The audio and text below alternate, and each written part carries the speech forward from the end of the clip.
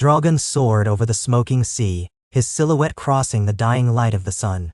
His mighty wings cut through the ash-laden currents, the last glimmers of dusk sliding across scales once vibrant with color, now darkened by the soot and sorrow he carried. It had been long since he turned eastward, flying alone over crumbled kingdoms and cursed lands. Those who knew of him had whispered that the last living dragon was lost somewhere beyond the known world. Others claimed he had flown deeper into the forbidden ruins of old Valyria, drawn by the call of ancient memory. A savage wind howled below as Drogon circled, black wings stretching wide. Below him waited a place half sunken, half devoured by centuries of arcane calamity. The once mighty empire of Valyria had melted into petrified remains of towers that curved and twisted, open-mouthed monuments to a cataclysm centuries past. It was said no living soul could wander freely in the doom without succumbing to madness, shadowfire, or worse. Yet, in the gloom hidden in half-collapsed halls, someone did move. A mortal figure wearing the color of smoke, hair bleached white by fate and perhaps by blood. She was slender as a reed, though her limbs were strong from years of harsh survival. She went by the name Elixara, though the memories of her former titles were as dusty as the stones under her bare feet. The breath of Valyria had shaped her. She had grown up in the outskirts of this shattered land, taught from childhood that doom was best avoided. And yet, a driving curiosity, and something older, deeper, perhaps woven into her bloodline, had spurred her to venture where others feared to tread. Over time and by sheer fortune she had learned to navigate the labyrinth of ruins, the pockets of toxic air, the creeping horrors that lurked. She was neither saint nor fool. She was a survivor. She believed she was the last of her kin, some offshoot of an old and once proud family that claimed Valyrian ancestry, an ancestry never fully proven or acknowledged. When Drogon passed overhead weeks ago, she had felt it more than seen it. The presence of a living dragon in a land that was rumored to kill all intruders resonated through her. She had heard rumors, hints that the last Targaryen dragon had fled westward when the queen died, carrying her body away. Then, perhaps years later, it returned. Months had passed, and in that time, through a slow dance of curiosity, fear, and wonder, dragon and mortal had grown aware of one another's existence. Their early encounters were near fatal. Drogon would descend upon a cluster of broken spires, roars echoing like thunder, flames searing the blackened sky. Elixara would run, heart hammering, certain she would burn. Yet the dragon never unleashed his full fury on her. He seemed more interested than enraged. Day after day, in a tapestry of silent intervals and curious stares across broken courtyards, each had come to recognize something in the other. Elixara was no dragon rider. She had never seen a dragon in her life, let alone dared approach one. But she was desperate. She had ventured deeper than ever before, seeking some rumored artifact or route of escape that might deliver her from the slow death of solitude in the cursed ruins. Each day, old Valyria tested her. Vapors that sprang from rifts in the ground threatened to choke her. Where the earth was still broken, molten rivulets seeped, scarring the land anew. Yet beneath a twisted archway she found the faint remains of what seemed a great mosaic. In times past it might have depicted a dragon, golden and proud, set against a black background. From the vantage above, Drogon watched her, fascinated for reasons only a dragon might understand. They made their first real contact one gray morning on the edge of an old amphitheater. Elixara stood on a platform of crumbling stone. Drogon perched on a half-collapsed ring of seats. Dust hung suspended in the gloom. He let out a growl low in his throat, so deep it quivered in her bones. Elixara froze, fighting the urge to run. She had something in her hands, a chunk of roasted goat, seasoned with the last pinch of salt she had from her dwindling supplies. She lifted it with reverence, as if making an offering. Drogon's nostrils flared, his eyes glowed ember red. His scaled lips parted, revealing dagger-sharp teeth. For a moment the entire world seemed to hold its breath. The hot wind shifted. The broken pillars groaned, as if the whole amphitheater might cave in. Then Drogon exhaled a tendril of dark smoke. Elixara laid the meat on a smooth rock and backed away, heart racing. Slowly, he advanced, stretching his slender neck, snatched the morsel in a single snap of teeth, and swallowed. That was the moment everything changed. It did not happen overnight, of course. Trust between mortal and dragon was never gifted in an instant.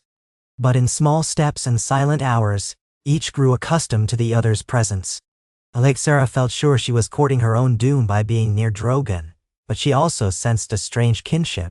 In his eyes, she sometimes thought she saw a shared sense of loss. He had lost his queen, his siblings, an entire era in which dragons might freely roam the skies of Westeros. She had lost her kin, her homeland, everything. They were both remnants of something ancient that clung to life in a land that was all but dead. She did not speak to him, she spoke instead to herself in a hushed, trembling voice. Yet she believed the dragon understood. She told the crumbling walls and the swirling shadows of the amphitheater about her dream of leaving this cursed place, finding her way across the seas, of discovering if any living relatives remained who might remember the old families that once claimed Valyrian blood. She told of lonely nights she had spent, cradling her meager belongings, wishing that the unbroken stars overhead might give her courage. He came closer, day by day. She offered him more morsels when she could spare them, though she herself was half-starved. When her resources ran thin, he would disappear on hunts, returning hours or days later. She would see him descend, a half-burned carcass of some monstrous creature in his jaws, likely plucked from the edges of the smoking sea. He would feed, then rest, coiling his long tail around him, eyes half-lidded. Sometimes, he set aside a scrap of meat that Alexera, though terrified, would crawl forward to salvage. In that way, her survival depended on him. He was no mere beast. The truth of dragons was far more complex. The Valyrians of old had bonded with them through blood and magic. Though she knew scarcely any living soul who could read the glyphs etched on scattered pillars, Alexera recognized a phrase, Balolarian, the Black Dread. She wondered if Drogon was his descendant or in some way akin to that monstrous legend. His wings, black as night. His body, enormous, easily large enough to swallow a warhorse. And that intangible presence that wrapped around him, an echo of the old magic. Time passed, though Alexera could not measure it well in that land of constant twilight and ashen haze. One day, while picking her way through a half-sunken library, she discovered a battered chest. Within it lay a cloak and a few tarnished ornaments, likely worthless now. But something else gleamed, a ring set with an obsidian stone carved into the shape of a dragon's eye. It seemed an ill omen to wear it, but she took it anyway, slipping it onto her finger. That night, she dreamed of ancient voices calling through the gloom.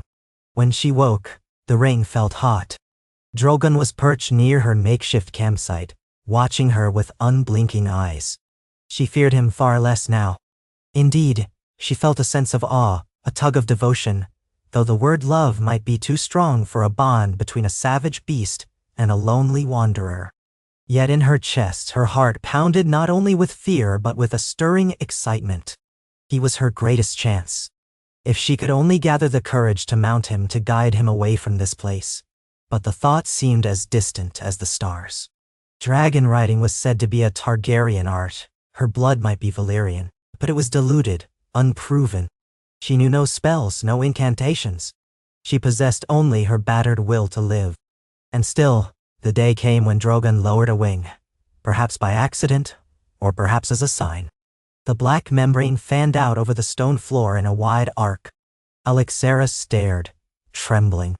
She took a careful step closer, hand outstretched. He did not snarl. Her fingertips brushed a scale, testing the texture. It was impossibly smooth, yet also ridged, like living armor. She pressed harder, and Drogon let out a deep rumble, not quite hostility. She sensed permission. She thought to herself, am I mad to even consider this? In the end, she could not resist. With great care, she placed a foot upon the joint of his wing, hoisting herself onto his back, mindful of the serrated spines and the raw power coiled beneath the scales. Drogon craned his head around to peer at her. They locked gazes. Alexera's throat was so tight with terror and wonder that she could not speak. She did not dare blink. Then, Drogon moved.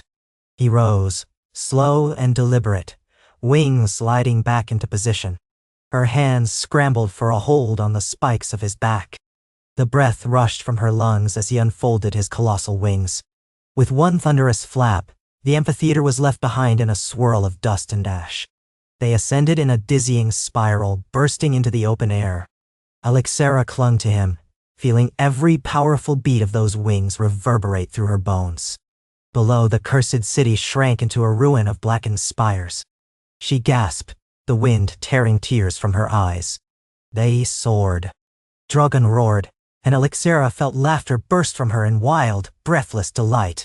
For a single, impossible moment, her fear dissolved. She was born upon living legend. Only when Drogon banked suddenly did she remember that a fall from this height would shatter her body on the basalt crags below.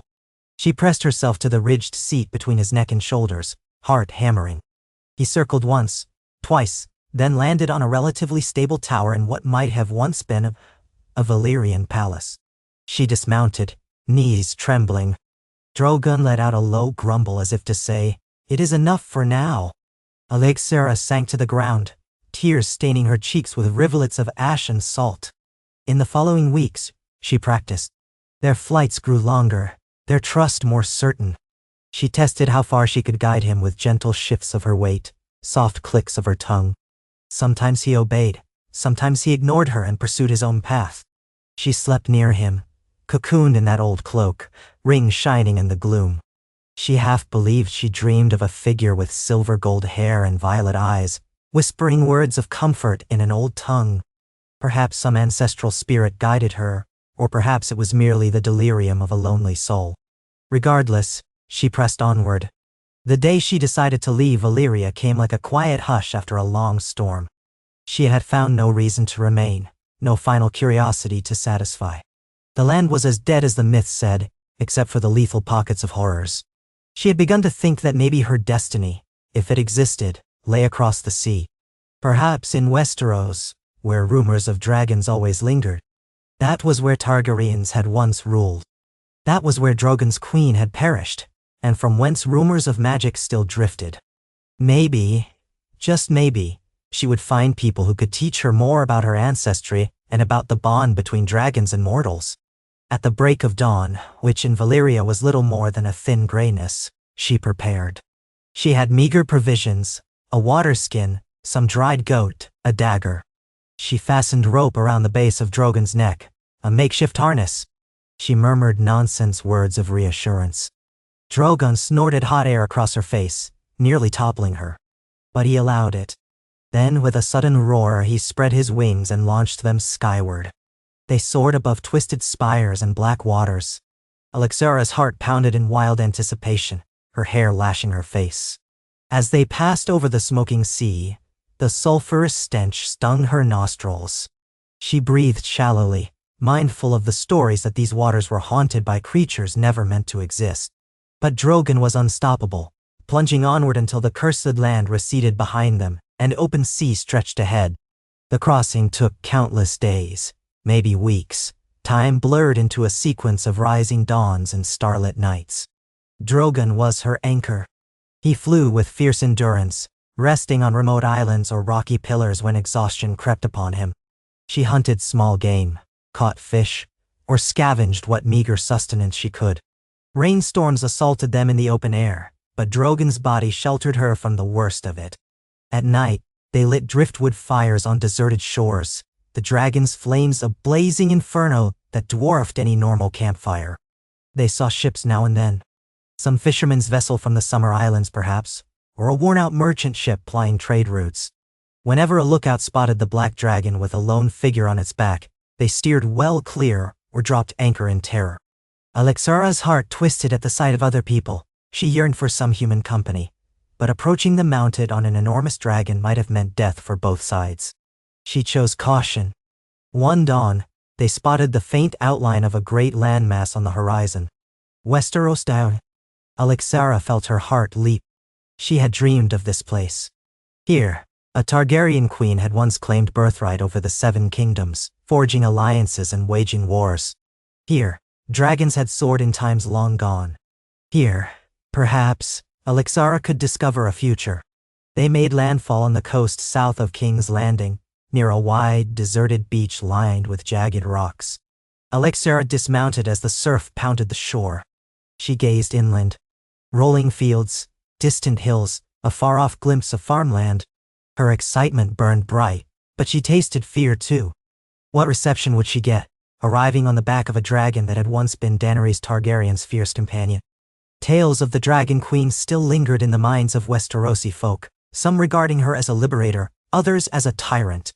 Still, Alexara pressed on. Leading Drogon by gentle coaxing, she ventured inland. They passed farmland where peasants froze in place, pitchforks raised in trembling hands. She dismounted and approached them carefully, unarmed, arms spread wide.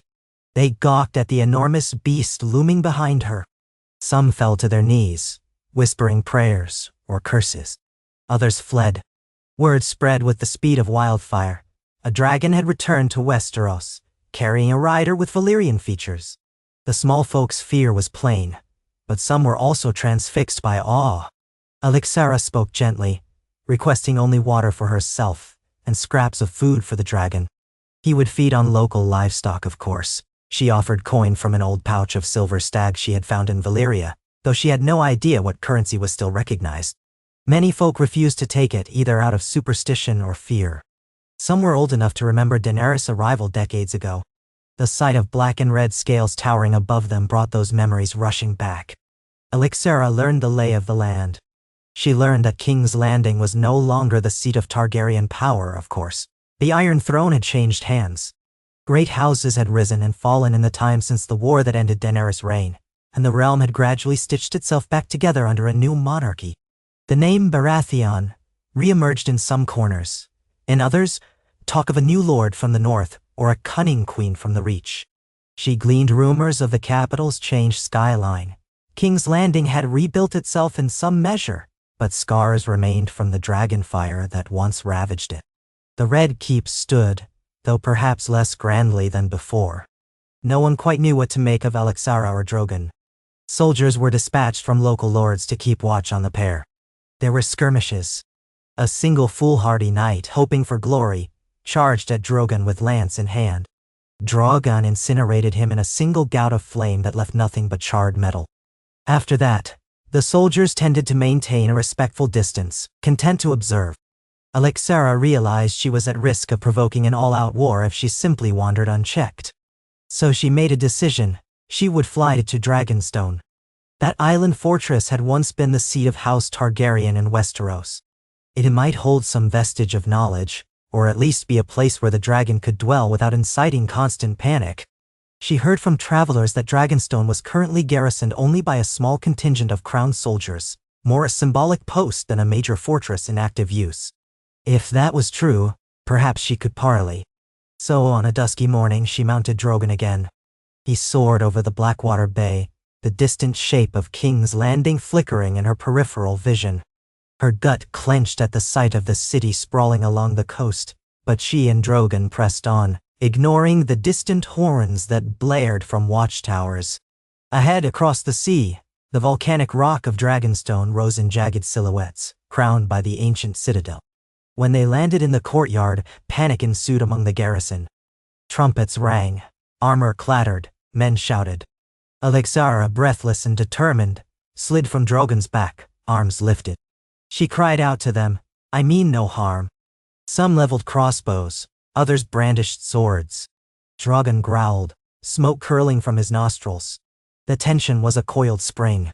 One bolt fired, likely by a frightened soldier, and narrowly missed Drogon's flank. He bellowed and unleashed a torrent of flame that scorched the outer wall, sending soldiers scrambling for cover. Alexara shouted until her voice cracked, pleading with Drogon in a trembling voice. Whether he truly understood or simply recognized that these men were not worth the trouble, he ceased his assault, though he remained poised, tail-lashing. From a balcony above the courtyard came a commanding voice. "Hold!" The soldiers froze. Alexara turned to see a tall man in plate armor, his cloak pinned with a sigil she did not recognize, some local banner perhaps.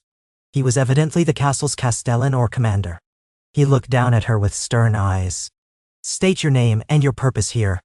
"I am called Alexara," she said, voice echoing against the stone walls. "I have come from Valyria, riding Drogon, once the mount of Daenerys Targaryen."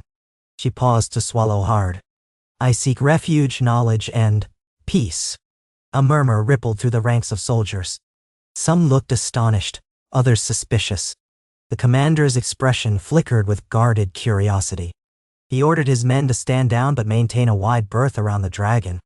Over the coming hours, Alexera faced a barrage of questions inside the Great Hall of Dragonstone.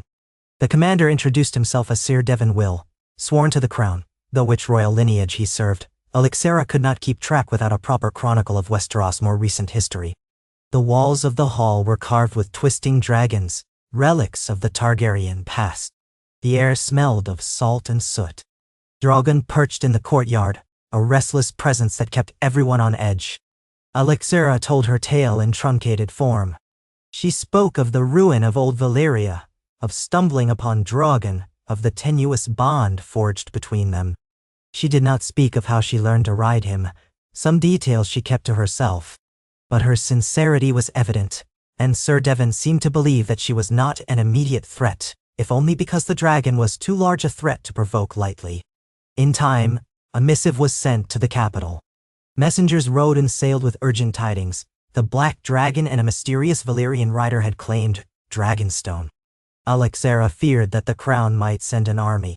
But to her relief, the immediate reaction was caution rather than aggression. Perhaps the memory of how the Targaryen queen's conquest once began here was too strong. Perhaps the realm had no appetite for the terror of dragonfire. Weeks passed, and in that time, Alexera explored Dragonstone. The castle was old and full of secrets, hidden passages behind walls carved into the likeness of dragons, cold crypts that whispered of the Targaryen line. She found mosaic floors and crumbling tapestries, references to Aegon the Conqueror, to Rhaenyra, to Daenerys. She found scraps of Valyrian steel weapons, locked away in dusty vaults. The small garrison watched her warily, but they gradually relaxed as no violence occurred. Drogon roamed the ramparts at will, sometimes launching off the walls to hunt. During those nights she wandered alone into an ancient chamber rumored to have been used for dark magic, or for communion with dragons. There, by torchlight, she studied fragments of text containing high Valyrian phrases. She recognized shapes of words she had seen scrawled on broken pillars back in old Valyria. Some incantations supposedly strengthened the bond between dragon and rider. She tried them tentatively, voice trembling with the unfamiliar syllables. Drogon, sometimes perched on the window ledge, would watch her, unblinking. She found references to the prophecy of the prince that was promised, to the cycle of ice and fire. Though she could not piece it all together, the hints tugged at her mind, an ancient struggle, the necessity of dragons to save the world. Alexera did not consider herself a savior, but she did feel that she and Drogon were part of something that transcended their own story.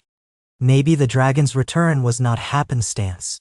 Still, the realm at large was thrown into uncertainty by her presence. Rumors flew. Some said Daenerys had risen from the dead in the form of this stranger. Others claimed that the ghosts of Valyria had birthed a new Targaryen line.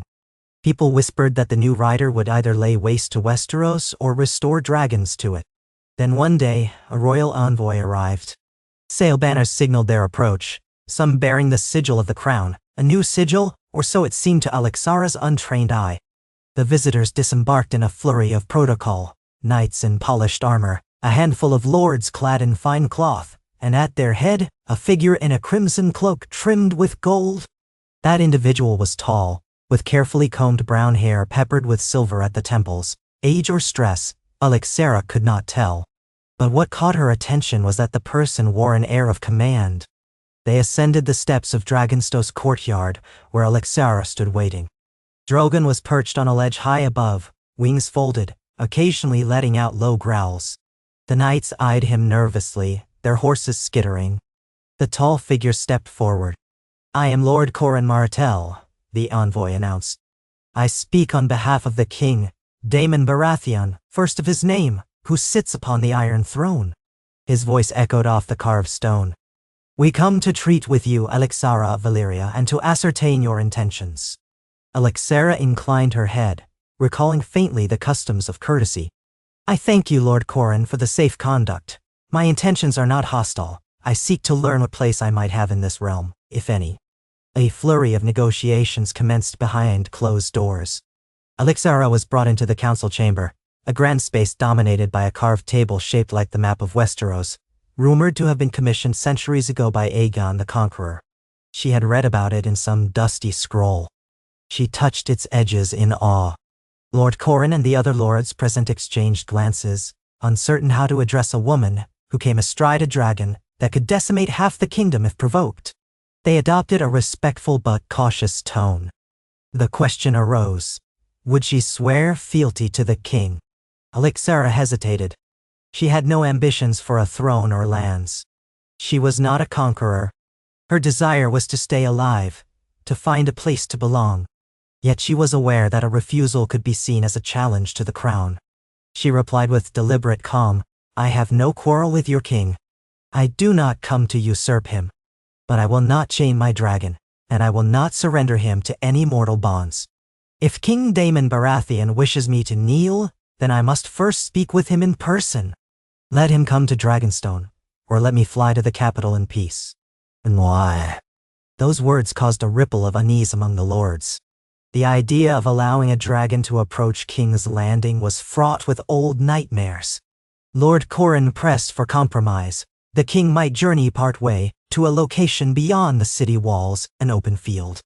Alixara agreed, seeing no better path. She knew how precarious her position was. She felt like an intruder in a land with complicated memories of dragons. The meeting was set for 3 days hence, in the wide plains south of the Blackwater, near the Roserad. Soldiers would secure the perimeter, but the arrangement called for no siege weaponry, no hidden archers. Alixara laughed mirthlessly at that. As if catapults could stop Drogon, she remarked. Lord Corran maintained a dignified silence. Despite the tension, Alixara felt a flutter of hope. Perhaps this was how she could prevent bloodshed and find a place for herself and Drogon. Yet, she slept uneasily in Dragonstow's old chambers, half expecting to wake to an army at the gates. Drogon sensed her unease, growling at distant thunderclouds. On the appointed day, she mounted Drogon and flew to the designated field. A wide swath of farmland, ringed by hedges, had been cleared of small folk. From the air, she saw neat rows of tents and columns of armed men. War drums or horns did not sound, which might have been a good sign. Drogon landed heavily, dust swirling beneath his claws. The soldiers, arranged in disciplined ranks, visibly tensed. Horses neighed in panic, but the men stood firm. At the far edge of the field, near a large tent, Alixara spotted Lord Corran and a regal figure in black and gold. King Daemon Baratheon, she presumed. He was younger than she expected, broad-shouldered, with the stage sigil on his breastplate, golden antlers shining. A retinue of knights and advisors flanked him, all alert for the slightest sign of treachery. Alixara dismounted, heart pounding. Drogon remained behind her, a living shadow. King Daemon's gaze swept over them both. He exhaled, a controlled breath, and stepped forward. Alixara bent her knee, carefully, ensuring no threat was implied. The king inclined his head, acknowledging her deference. "Rise," he said. His voice carried the confidence of a man used to command, but also a hint of curiosity. "You are the rider of the last dragon." Alixara stood. "I am." A moment of tense quiet passed between them. The king's men gripped their weapons.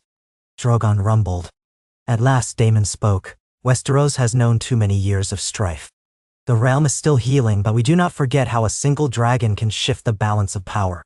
The crown must consider carefully how to respond." "Nay." Alixara raised her chin, summoning her courage. "I have no desire to claim a throne or wage a war. Drogon and I—" She hesitated, uncertain how to put her feelings into words. "We are remnants of Valyria. We wish only to exist without threat, perhaps to learn about the history of our kind. If that means serving the realm, so be it. If it means merely being left in peace, we ask only that." The king studied her with measuring eyes. "And if the realm should have need of dragonfire once more? If foes beyond our borders rise up, or some calamity befalls us, would you stand idle?" She knew the question was a trap of sorts. If she said yes, she might appear apathetic to the land's needs and thus an enemy. If she said no, she might be viewed as a pawn to be used. But something in her gut told her to speak truthfully. "It is in my blood to protect what is dear to me, your grace," she replied quietly. I have no love for war, but I cannot deny that Drogon is a weapon no other can match. If the realm is threatened by a darkness that endangers us all, I would not stand aside. Now, a pause. King Daemon's lips curved in a thoughtful line. He beckoned her to walk with him. They moved away from the earshot of the knights, though Drogon kept a watchful eye. In low tones, the king spoke of the realm's precarious peace. Of factions stirring beyond the narrow sea, of the Iron Islands' restlessness, of possible new threats from the north, where rumors of dark magic sometimes linger. A dragon at my side, he confided, would ensure stability. Yet many in the small council will demand that I slay Drogon or attempt to capture him. They fear the shadow of a new Targaryen or Valyrian resurgence. They fear what they do not control. Now the Alixara's breath caught. I cannot allow Drogon to be caged, any more than you could cage the wind. King Daemon nodded slowly. Come to King's Landing then, under my protection. Present yourself at court. Show them you are not a monster. Perhaps we can come to an agreement that satisfies all parties. Her stomach churned. The memory of the stories about Daenerys' fate in King's Landing haunted her. That city had devoured more than one would-be conqueror. Yet this was the king's invitation, and refusing would likely result in open conflict. She glanced back at Drogon. He tilted his great head, letting out a low huff. I will come, she said at last, voice steady. Let us see if we can make a future from the ashes of the past. And so they set out in a grand procession toward King's Landing. Soldiers rode in neat lines ahead and behind, ensuring the fields were clear. Drogon took flight above them, shadows sweeping across the land, occasionally drifting low enough to panic the horses. Alixara rode on horseback alongside the king. Common folk flocked to the roadsides, stunned at the sight of the dragon overhead. Some waved timidly. Others fled in terror. Children shouted with excitement, pointing at Drogon's silhouette. Word spread like lightning. The black dragon that once served Daenerys Targaryen had returned, with a pale-haired rider from beyond the seas. When they reached the gates of the capital, Alixara was struck by the scope of the city. High walls, bustling streets. Yet she could see places still scarred by ancient dragon fire. They entered through the mud gate, crowds parting. King Daemon led them toward the Red Keep, perched on Aegon's high hill. Overhead, Drogon circled, roaring, perhaps recalling some memory passed down through blood or instinct. Inside the keep, courtiers and nobles awaited with tense anticipation. Alixara heard the murmur of high-born tongues whispering about Targaryen madness, about the madness of trusting a new dragon rider. She was taken to a set of rooms in Maegor's holdfast, under careful guard, though they were courteous enough to call it an honor guard. She worried constantly about Drogon. The king had assigned a large courtyard for him to rest, one that had been partially repaired since the days of Daenerys' wrath. It was the best they could offer, short of letting him perch on the keep's battlements. Alixara visited him often, letting him feed on sheep or cattle provided, at the crown's expense. He seemed ill at ease, penned by high walls, though he could fly off if he chose. For now, he stayed, watching, waiting. Over the following days, Alixara appeared at court. Anxious throngs of lords and ladies lined the throne room. The Iron Throne itself loomed at the far end. Metal swords fused together, a seat of both power and danger. King Daemon sat there, flanked by his advisors. Alixara approached with measured steps. She tried to still the quiver in her heart. She wore a simple gown of black, her pale hair braided down her back. Her ring with the obsidian dragon's eye glinted on her finger. A hush fell as she knelt, and then rose at the king's command. The master of laws, a pinched man with thin lips, began interrogating her with all the courtesy of a cornered viper. Who she was, whence she came, whether she was truly of Valyrian descent, whether her presence was a challenge to the crown. Alixara answered with composure as best she could. The queen, who sat near the throne with a regal bearing, watched Alixara with an expression that was hard to read, but not entirely hostile. The small council conferred in whispered tones. At last, King Daemon declared that Alixara's presence might serve the realm if she would pledge to defend Westeros from any threats that might arise, under the authority of the crown. She did not have to kneel and swear an unbreakable oath, but she was asked to vow that she would not turn Drogon's fire upon the innocent. Swear before the gods, old or new, That you will not become the same terror that once befell this city, he intoned, voice echoing in the hall. With a trembling voice, Alexara assented. She laid a hand upon her chest. I so swear. At that, a cautious ripple of applause moved through the hall. The king raised a hand, silencing the murmurs. So be it. Let the court know that Alexara of Valyria and her dragon, Drogon, are under my protection, and that any aggression toward them without due cause shall be deemed treason. Let no man provoke the dragon unless he wishes to face the consequences. It was done. Not a coronation, nor a condemnation. A precarious acceptance. But acceptance nonetheless. Life at court began uneasily. Alexara was given modest quarters. She dined in the presence of nobles who eyed her with fascination and fear. She felt like a curiosity on display, a savage from the Far East, wielding unimaginable power. Some saw her as an opportunity. They tried to flatter her, offering gifts or clandestine alliances, hoping to harness Drogon's might for their own agendas. Others whispered behind her back that she was a monster in human skin. Through it all, Alexara's only true solace was Drogon, who roosted in a specially expanded stable yard, though it was a pitiful place for a dragon of his size. She regularly took him out on flights beyond the city walls, fearful that if he felt too confined, he might raise half the keep in frustration. The folk of the countryside soon grew used to the sight of the black dragon passing overhead. Children would run out of cottages to stare. Some farmers came to accept it, especially if the crown paid restitution for any livestock taken. A new normal began to form, though it was as delicate as spun glass. And then the day arrived when the first real test of that fragile peace came.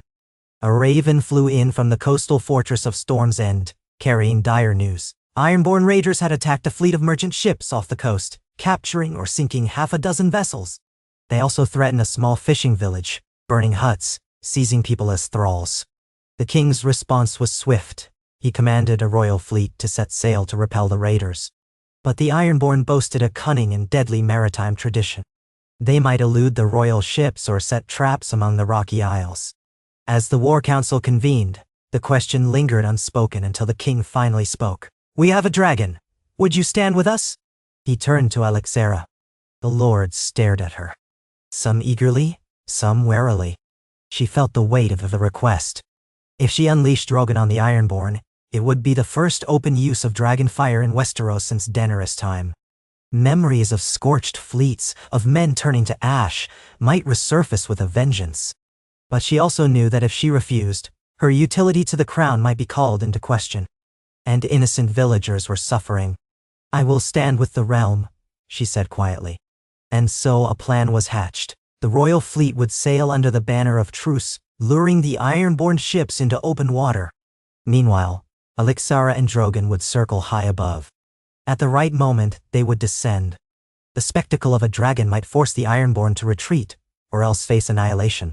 No one wanted an all-out slaughter, best to force a surrender with minimal bloodshed. At dawn, Alexara stood on a cliff overlooking Blackwater Bay, where the royal fleet gathered. She wore riding leathers, her hair bound tightly. Drogon's hot breath billowed behind her. She felt terror and a strange excitement coil in her belly. This would be a test not only of her loyalty, but of her ability to harness Drogon's destructive power with restraint. The sky was awash of pink and gold as they took flight. The wind whipped her face. She saw the royal galleys below, sails fluttering. Farther out, the iron-hulled ships of the raiders lurked, black shapes on the horizon. Alexara guided Drogon high into the clouds. She felt the raw electricity of the moment. When the fleets drew within hailing distance, the Ironborn shouted curses and threats.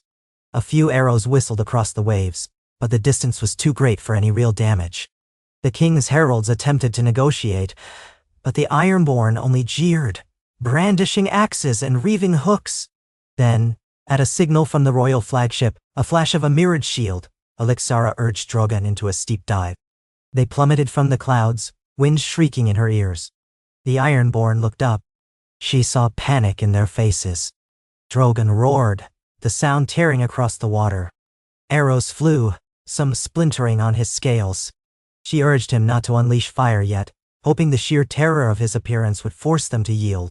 Several Ironborn ships broke formation in panic, sails twisting. But one foolhardy captain rallied his men, loosing crossbow bolts and curses at the dragon. A few struck Drogon's flank, shallow but painful. He bellowed in fury, black wings spreading wide. Alexera closed her eyes. "Dracarys," she whispered, voice trembling. A jet of fire erupted from Drogon's maw, a scorching blast that engulfed the prow of the nearest longship. Men screamed and dived overboard. Timbers cracked, sails went up in flames. The conflagration lit the early morning sky. Alexera fought to keep her heart steady, to remind herself this was war. She tried to direct Drogon so that only the lead vessel was set ablaze, enough to send a message. The rest of the Ironborn saw their comrades burn and lost nerve. They cut sails and turned to flee. The royal fleet advanced. Alexera circled overhead, ensuring the Ironborn did not regroup. Dozens of men surrendered. Others jumped ship, hoping to swim to some unseen salvation. In less than an hour, the raiders were routed. The king's fleet captured or drove them away, and battered survivors were taken as prisoners. Some fishing villagers might still be lost, but the immediate threat ended. When Alexera returned to the Red Keep, the reaction was mixed. Soldiers cheered, calling her the savior of the sea. Nobles marveled at the unstoppable might of the dragon. But some looked on with horror, their memories of the old fires awakened. King Daemon, for his part, praised her bravery, acknowledging that her swift intervention likely saved many lives. "You have shown Westeros a glimpse of what once was," he said, "and what might be again." In the aftermath, Alexera wrestled with guilt. Though she understood the necessity, the screams of burning men haunted her dreams. She recalled Daenerys' story, how her intentions to free the realm had led her down a darker path, culminating in a city engulfed in dragonfire. Alexera vowed never to let that happen again. She would not let power corrupt her. She had Drogon's trust, and she had pledged to use his might responsibly. But was that enough to protect the realm from fear, from suspicion, from the seeds of conflict that such power inevitably sowed? Still, her bond with the king and his court had solidified. She was no longer merely a curiosity. She was a force to be reckoned with. Over the following months, she served as a kind of royal warden of the skies, traveling to quell bandit hordes in the Stormlands, assisting with reconnaissance near the Dornish marches, though she did not stoop to mass burnings. She learned to show force without unleashing unbridled violence. Gradually, the realm adapted. People began to speak her name with a blend of awe and gratitude.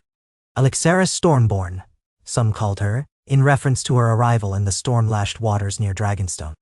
Others called her Blood of the Black Dragon. But with fame came envy. Certain lords whose ambitions had been stifled by the king's new alliance with the dragon sought to undermine Alexera. Rumors circulated that she was forging a secret Targaryen claim, that the Black Dragon was a harbinger of a new conquest.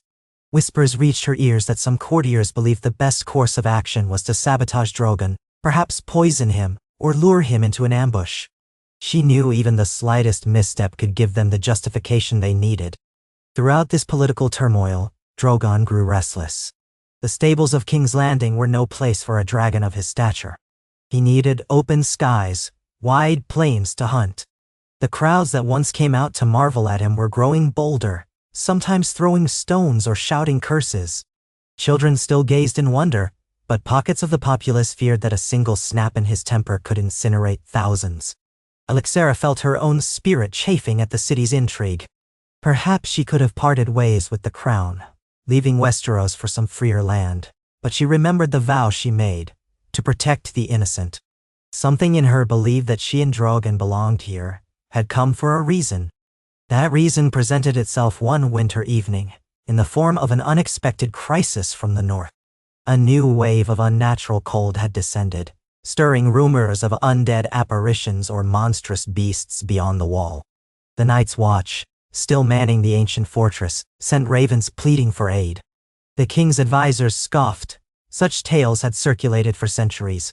But the worry grew, for the northern lords took these rumors seriously, citing old legends of White Walkers and the Long Night. At a royal council, voices rose in debate. Some called for ignoring the superstitious scare. Others demanded immediate muster of an army to defend the wall. The king frowned, turning to Alexera. A dragon's fire can destroy unnatural foes of ice, if these rumors hold truth. He seemed torn between caution and the sense that ignoring a threat from the north could be catastrophic. Alexera felt a chill that had nothing to do with the temperature. Another Targaryen had once led a campaign against the undead, uniting the realm to fight a common foe. That was Daenerys, if the stories were accurate. Now the mantle seemed to fall upon Alexera, ill-prepared though she was. She faced the king. "Your grace, with your leave, I will investigate. Drogon and I can reach the wall faster than any marching army. If the threat is real, we will send word." The king agreed, albeit reluctantly. And so, in the biting cold of a northern gust, Alexera set out once more on Drogon's back, leaving the labyrinth of kings landing behind. She wore furs over her leathers, the ring on her finger glinting like a shard of black ice in the winter sun. Drogon, unaccustomed to such chill, huffed clouds of steam, but powered northward with unflagging determination. They crossed the neck, soared over the snow-laden hills of the north. Alexera marveled at the stark beauty of the land, the lakes frozen like sheets of polished steel, the forests dark with pine and frost. The few castles they passed displayed open fear and wonder at the sight of the black dragon overhead. She did not linger, pressing on until at last, the wall loomed on the horizon, an impossibly high barrier of ice stretching from coast to coast. At Castle Black, the watchmen gaped as Drogon descended.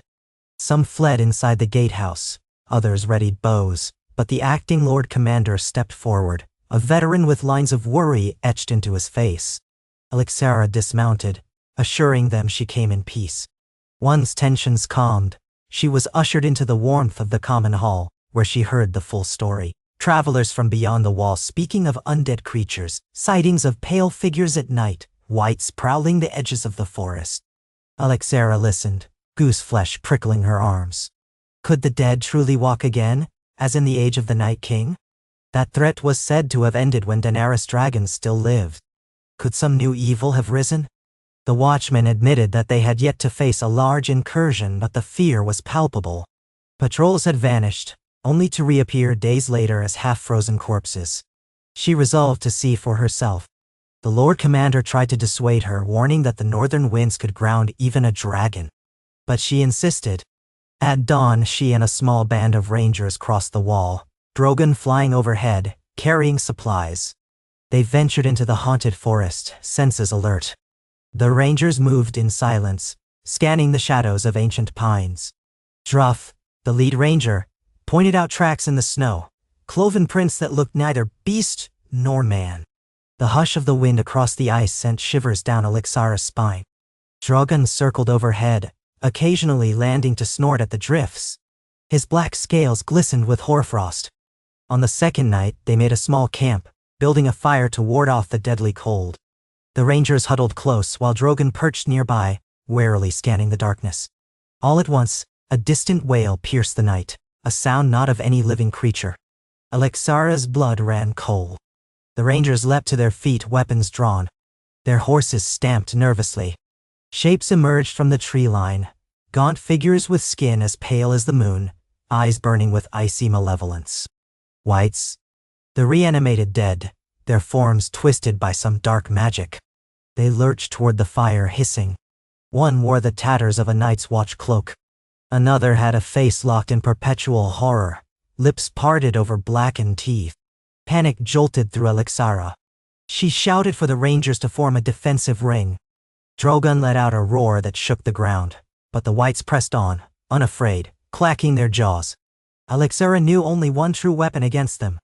Dragon fire. She turned, voice raw. Dracarys. Flame burst from Drogon's jaws, lighting up the night like a blazing dawn. The whites shrieked as the fire consumed them, shriveling their undead flesh. Alexera coughed in the smoke, eyes stinging. The forest glowed with the inferno's reflection. Within moments, the whites were reduced to ashes, scattered on the snow. But the commotion had drawn others. More emerged among the trees, greater in number, creeping closer. Some carried rusted weapons, the remains of men who had died in battles past. Their hollow eyes fixed on the living. The rangers cursed, falling back. Alexera mounted Drogon, gripping his spines. She raised her hand to the ring on her finger, as if it might channel some ancient Valyrian strength. "Dracarys," she cried again, voice echoing. Again, Drogon's fire ripped through the cold air, scorching dozens of wights at once. Snow melted, steam rising in clouds. Yet more kept coming, a relentless tide. It was as if something deeper in the woods was conjuring them. Alexera realized with grim clarity that the old threat might indeed be stirring once more. She urged Drogon higher, swooping low to burn swaths of undead. The Rangers took what shelter they could, striking down any wights that closed in. The battle raged until dawn. By first light, the clearing was a blackened scar. Corpses burned or melted into the snow. Alexera collapsed from the saddle, half frozen, trembling with exhaustion. Drogon, too, was wounded, raked by undead claws in several places. But they were alive, and the wights had been forced to retreat, at least temporarily. After tending to the wounded, Alexera led the survivors back to Castle Black. She had witnessed enough to confirm that a grave threat was brewing beyond the wall, one that might escalate into a new war between the living and the dead. The Rangers were pale with fear, but they reported all they had seen to the Lord Commander. Ravens were sent south with urgent pleas for reinforcements, for a realm-wide mobilization. Alexera realized that, once again, the fate of Westeros might hinge on dragonfire. She prayed that the realm would unite, that old grudges would be set aside. For if the dead marched upon them, no petty crown or house feud would matter. All that stood in their way was the living, and a single black dragon with a rider from Valyria. The ravens carried the news across the 7 kingdoms. The reaction was swift and shocked. King Daemon summoned his bannermen, calling for a northern alliance. The lords of the north, sworn to protect the realm against any threat beyond the wall, answered. Armies began to march. The king beseeched Alexera to remain at the forefront, her dragon a symbol of unity, a living banner that all could rally behind. She agreed, though fear gnawed at her. She was no legendary conqueror, no prophesied hero. But Drogon's presence might inspire the living to face the dead. She flew back to King's Landing, making a final address before the court. The hall was silent, the courtiers stricken. The memory of the White Walkers had not entirely faded from living memory, though decades had passed.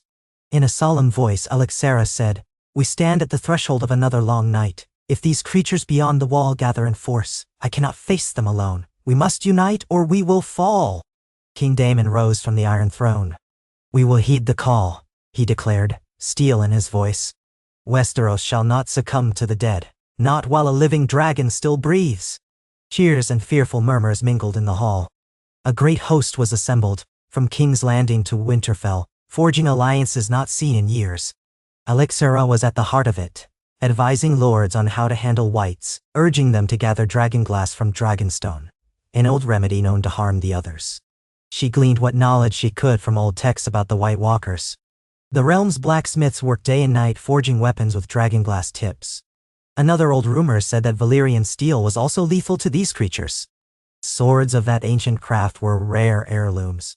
Some were brought forth by their wary owners, hoping to turn the tide when winter's horror descended.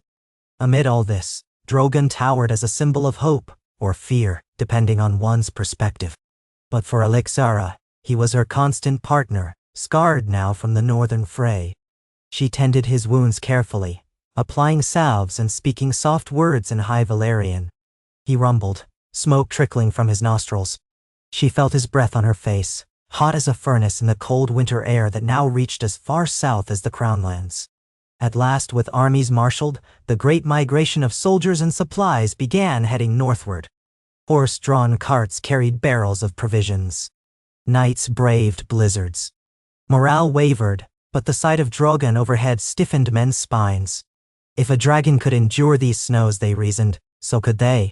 In the frigid wastes near the wall, a fortress of ice loomed as the final defense. Alexera took her place upon those ramparts, gazing into the endless white beyond. The wind cut her cheeks. She knew in her bones that soon the dead would come in force. Whether led by a White Walker or some new necromancer, she could not say. But come they would. And in that hour the living would stand or fall together. So it was that the last daughter of Valyria, astride the last living dragon of House Targaryen, found herself not conquering, but defending, a champion of the realm she hardly knew, bound by a destiny older than any crown. The men around her muttered prayers to the old gods, the new gods, any gods that might listen. Alixara, for her part, gripped the hilt of a dragonglass dagger. She felt the ring on her finger pulse with heat, as if the echoes of old Valyria answered her fear with a silent vow. Fire and blood. Night fell, the cold deepened. The watchers on the wall glimpsed movement in the distance, shapes stirring beneath the pale moonlight, an army of shadows. Horns sounded in warning. Torches flared along the battlements. Men held their breath. Alixara climbed to a high vantage, summoning her courage, praying that Drogon's flame would be enough. Below, the shapes emerged. Whites, by the hundreds, by the thousands, a churning mass of dead flesh. And among them pale figures with glowing blue eyes, white walkers, wielding spears of ice. A wave of death. A hush fell across the living defenders, as if the entire world paused in terror. Then, with a soundless snarl, the dead charged. Trumpets blared. Arrows rained down. Alixara let out a cry that mingled terror and defiance. She leapt onto Drogon's back. With a mighty beat of his wings, he rose above the wall, head craning down. She locked eyes with one of the pale riders, a white walker mounted on an undead horse. For an instant, the creature's inhuman gaze flicked up at her, as if in recognition of what she could not guess. She summoned all the courage in her soul, all the faith in the bond she shared with Drogon. Dracarys, she roared, the word echoing off the ice. Drogon's flames lit the night, a blazing torrent that streaked downward, searing the front lines of the dead. Whites exploded into ash, falling like burnt leaves. The White Walker in her sights raised an arm as if to shield itself. The flame licked at its unnatural armor. She prayed that flame alone would suffice. In the ancient war, a dragon's breath could shatter these creatures. But this was a new conflict. The enemy might be more cunning or more powerful. The White Walker's armor cracked under the heat, shards of ice falling away. With a keening shriek, it vanished in a swirl of steam, leaving nothing behind but a half-melted spear. A great roar of triumph rose from the living. Yet this was just one walker among many. The dead kept coming, climbing in horrifying waves. Some scaled the wall itself, driving the watchers on the ramparts back. Alixara swooped along the length of the battlements, incinerating entire clusters of whites, providing cover for the defenders. She glimpsed heroic deeds on all sides. Northerners fighting with Valyrian steel blades, men from the Reach holding the line, Baratheon knights forming a shield wall. And overhead, Drogon's flame turned the icy darkness into a storm of fire. Still, the enemy seemed endless, as if an inexhaustible well of corpses lurked beyond the horizon. Hours stretched into a nightmare of roaring wind, clashing steel, the stench of burning flesh. The living fell back, regrouped, pushed forward again. Drogon began to tire. Alixara felt his massive body labor for breath. She guided him to a brief landing atop the wall, letting him rest, scanning the chaos below. The armies of the dead milled, attempting to find a gap. Another White Walker advanced, brandishing a sword that crackled with frost. She realized that if the leadership among the dead could be destroyed, the Whites might collapse. That was how it happened in the old tales. She urged Drogon forward once more. They descended upon the White Walker, flames spewing. The creature dodged with impossible speed, its cold eyes narrowing. It hurled a spear of ice at Drogon's flank, and Alixara felt the impact as if an earthquake struck. Drogon roared in agony, tumbling mid-air. They spiraled dangerously close to the ground. Alixara clung for dear life. The walker advanced, raising its frostblade to deliver a killing blow. Time slowed. Alixara tasted blood in her mouth from a bitten tongue. She saw Drogon's eyes blaze with fury.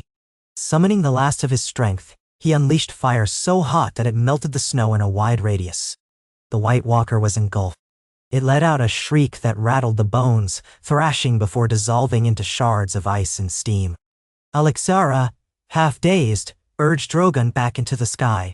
Whites flung themselves at his wounded flank, but with a few more blasts of fire he broke free.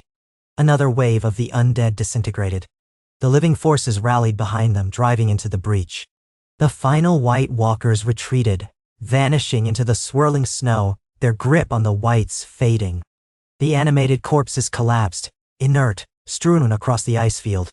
Dawn came, pale and merciless, revealing the devastation. The living had prevailed, but at terrible cost. Bodies lay in heaps. The survivors staggered, faces lined with exhaustion and grief. Elixira dropped from Drogon's back, tears freezing on her cheeks.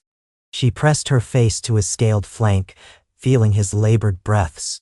He had taken wounds that oozed a dark, viscous blood. She whispered endearments, telling him to hold on, that they had won. Soldiers approached, staring at the battered dragon with awe. Some sank to their knees, praising gods old and new for the creature's fiery salvation. Others wept for friends lost. The Lord Commander of the Night's Watch arrived, battered and bloodied, to confirm that the White Walkers had indeed been driven off, for now. Whether the threat was ended or merely delayed, no one could say. Elixira looked across the sea of corpses, the melted snow, the sunrise stained with smoke. She thought of Daenerys, of the Targaryens, of Valyria, of the doom that had nearly claimed the world centuries ago. She felt a stirring in her heart, pain and hope bound together. For she and Drogon had done more than survive. They had become the defenders of the living. Maybe that was the destiny that had called them from the ashes of old Valyria. In the aftermath, the wounded were tended, the dead honored. Word spread throughout Westeros that the Black Dragon had saved the realm from another onslaught of the dead. Though not everyone credited Elixira with pure motives, the realm was forced to acknowledge that Dragonfire had protected them yet again. The king himself traveled north to see the aftermath, expressing solemn gratitude. And Elixira, standing on the parapets of the wall, gazing out over the white wastes, knew that her journey was far from over. She had faced horrors beyond imagining, but in that crucible, she discovered a purpose. Drogon had returned to Westeros with a new rider from Valyria, not to conquer, but to stand against the darkness when it rose again. Perhaps in time the shadow of old wars would fade, and a new age would dawn, an age where dragons flew not as tyrants, but as guardians.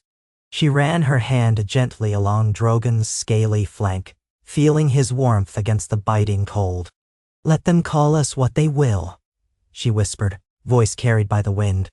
"But together, we will show them there is a future beyond doom and fire." As the first snowflakes of a new day drifted down, the dragon rumbled low in his throat, a sound like distant thunder. Elixira closed her eyes, listening to the quiet hush of the frozen land, and felt, for the first time in her life, something akin to peace. When the frozen battlefields beyond the wall grew still, Elixira stood on the ramparts with the last dying wind swirling around her. The skies bled a faint gray. Dawn had come, unveiling the twisted wreckage of dead whites, broken siege implements, and the battered survivors who staggered among the corpses. Snow drifted in slow spirals, turning red where it touched pools of half-frozen blood. Men coughed in the icy air, while others wept or sank to their knees, exhausted. Overhead, Drogon wheeled, his wings leaving trailing currents in the frigid sky. Elixira's cloak, lined with the warmest furs they could procure, barely kept the cold at bay. Her body ached from the night's struggle. She still felt the horrifying impact of the White Walker's spear of ice. Drogon bore a wound in his flank that oozed dark blood whenever he moved. She pressed a hand to her chest, feeling her own racing heartbeat. The final clang of steel had faded, but she knew a sense of uneasy reprieve lingered. They had broken the immediate onslaught, scattered the White Walkers, yet the north felt alive with menace, as if the ancient powers of ice were merely slumbering, soon to wake again. The Lord Commander of the Night's Watch, gaunt-faced and grim, approached her on the parapet. His black cloak was singed at the edges, and his hands were bandaged with dirty cloth. Still, there was a light in his eyes that bespoke both relief and horror.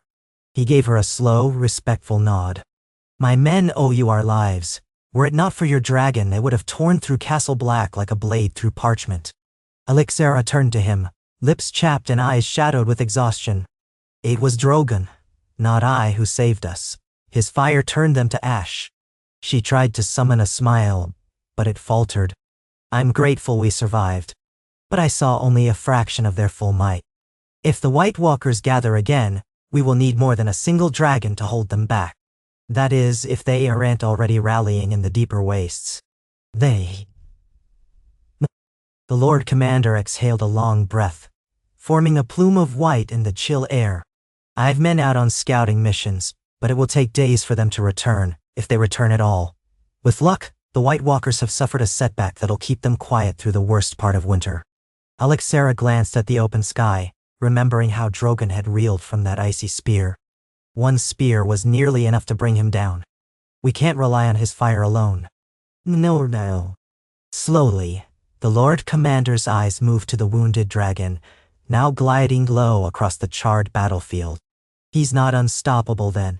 If they craft more of those spears, we'd need an entire army of dragons to stand a chance. A pause, and then he shook his head in quiet frustration. We have only one. A painful truth, she thought. There had once been more years ago, Drogon's siblings Rhaegal and Viserion, but they were long gone, lost to war or tragedy. Rumors had circulated that one might still exist in some hidden corner of the world, but no proof ever emerged. She steeled herself with the reminder that they would simply have to do the best they could with the resources they had. We'll find a way, she said, though she could not entirely quell the doubt in her voice. Together, they descended the wall's interior steps, footsteps echoing off the ice. The rangers cleared the courtyard, lugging bodies into grim rows, searching for any survivors among the fallen.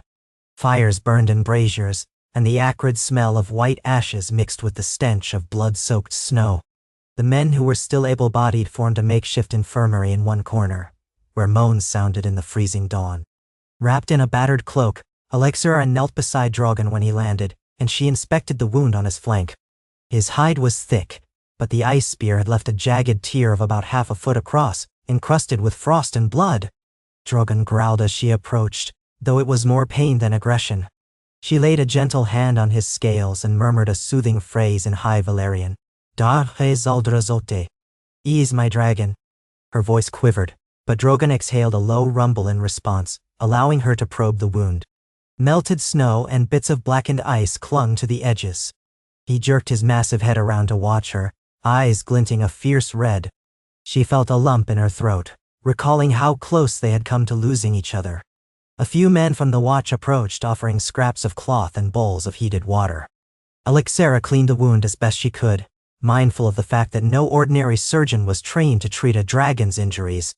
She had only guesswork and the knowledge gleaned from old Valyrian texts, some that mentioned poultices made from certain herbs, though none were readily available in this frozen landscape. She did what she could, then bound the wound with strips of cloth.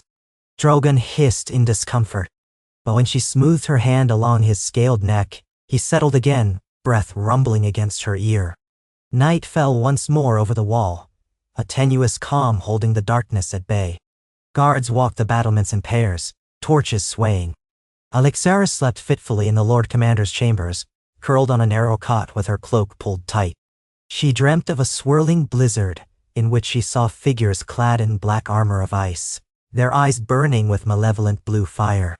Then the dream shifted to the ruins of old Valyria, towering spires melted and fused, red flames dancing in the gloom.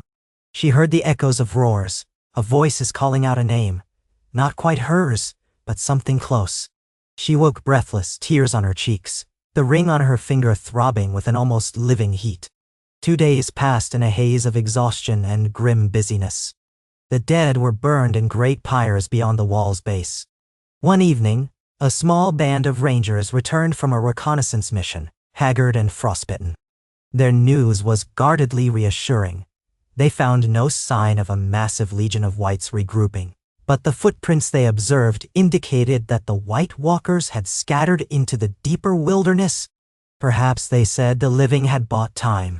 Winter was far from over, yet the enemy's main thrust had been broken. Alexera took what comfort she could in that. Still, she knew a single victory did not mean final peace. The undead had a habit of returning, and the White Walkers had always shown eerie patience. When King Daemon arrived with a contingent of southern knights a week later, they found the immediate threat gone, but the scars of the battle remained. King Daemon looked graver than before, his face lined with worry at the carnage. He praised Alexera openly, hailing her as a true defender of the realm.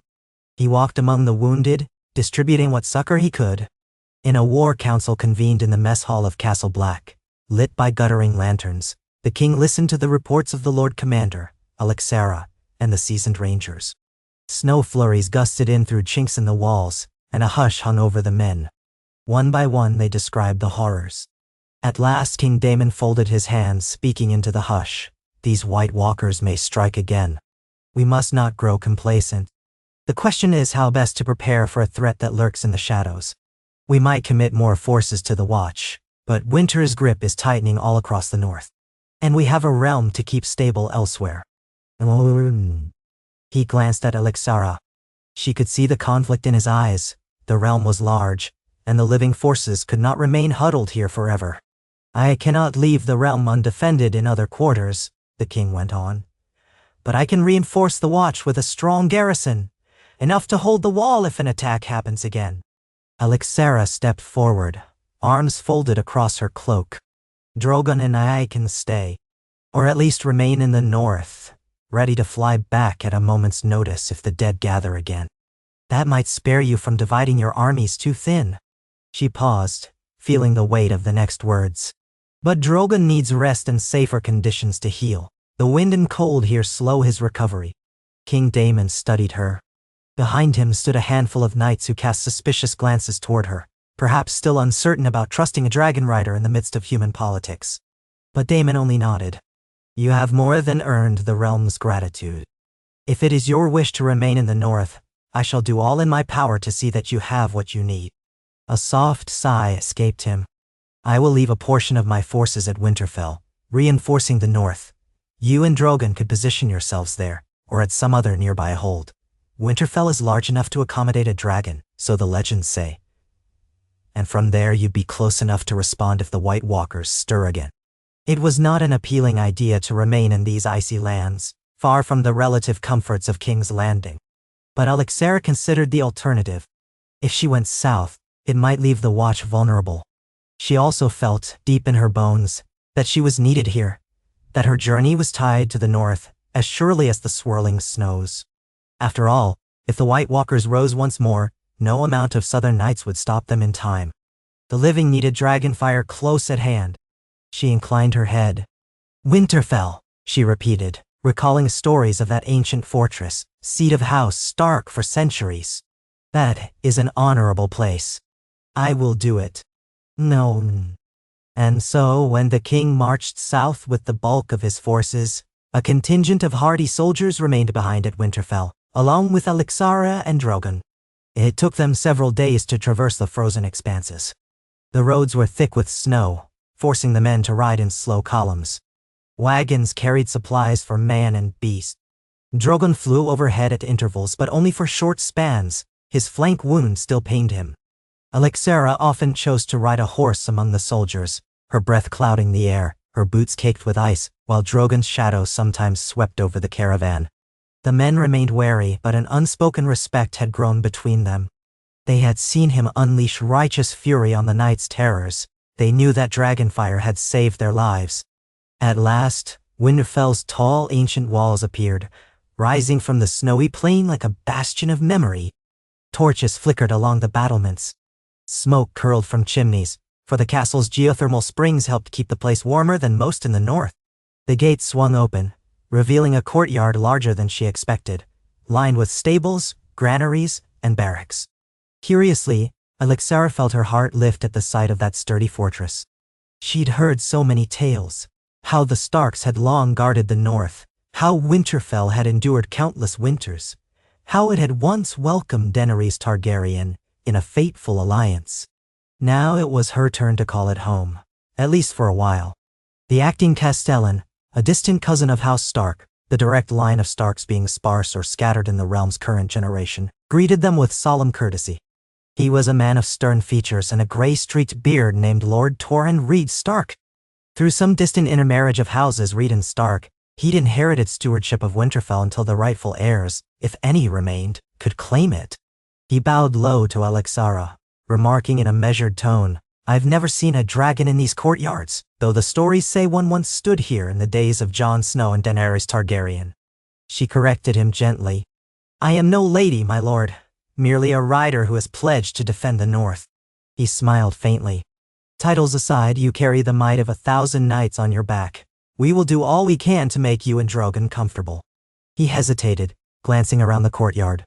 Though I'll admit, we have no stable suited to a beast of his size. Alexara eyed the high walls. He can roost on the battlements or in the courtyard if that's the best we can do. I'll see if we can rig a shelter from the snow. And so began a new season in her life. Under the gray skies, among the old towers of Winterfell, she settled into a cautious routine. Dawn often found her checking Drogon's wounds, applying salves, ensuring the bandages were replaced. He was healing slowly, but each day he could fly a bit farther, roaring his displeasure at the confinement. She took him out on hunts in the frosty forests beyond the castle walls, letting him chase down deer or the occasional monstrous direwolf that roamed the deep woods. The northern men watched in awe whenever the black dragon soared overhead, blotting out the pale sun like a living storm cloud. Winterfell's courtyards echoed with the clang of steel as soldiers drilled. Having a dragon in their midst brought them hope, though also a sense of uneasy responsibility. Some men had families living in scattered villages across the north. They worried about new raids by whites, or roving bands of the undead. But no major sightings were reported after that first ferocious attack was defeated at the wall. The days stretched into weeks, and the weeks into months, as the darkest heart of winter settled upon the land. Snow piled against the ramparts, turning the world into a frozen white desert. Word came by Raven of small conflicts in the south, the crown dealing with Ironborn raids, petty skirmishes among ambitious lords who chafed under the Baratheon monarchy. Alexera often read the messages by torchlight in the Great Hall, alone except for a handful of men finishing their suppers. She found it strange how the world continued on with its squabbles, oblivious that a far greater danger might still lurk beyond the edges of civilization. During these long winter nights, Alexera explored the labyrinthine passages of Winterfell. She discovered the crypts beneath the castle, where countless generations of Starks lay entombed. She walked among the carved statues that loomed over the sarcophagi, each bearing the visage of a lord or lady of Winterfell. Some clutched stone swords, their direwolf companions carved at their feet. The cold air smelled of earth and dust. Flickering torchlight made the statues seem alive. She was drawn to a particular alcove, an older tomb with a statue of a man bearing a somber face, a direwolf at his side. The name etched below was Jon Snow, though the stone was worn with age. She had heard the stories. He had once served as king in the north, had united with Daenerys Targaryen to fight the dead, had played a crucial role in ending the war with the White Walkers. Rumors said he was of both Stark and Targaryen blood, bridging ice and fire. She stood before his tomb in silence, a swirl of emotions in her chest. Was this why she felt so compelled to remain here? Some echo of that ancient synergy between North and Valyria? The ring on her finger felt warm again, as if the old magic stirred in these depths. She knelt on the cold stone floor, whispering a word of thanks to the ghosts. Without their legacy, she would not even know of the dead's weaknesses, nor be free to fight them now. Then she heard a soft voice echo in the crypt.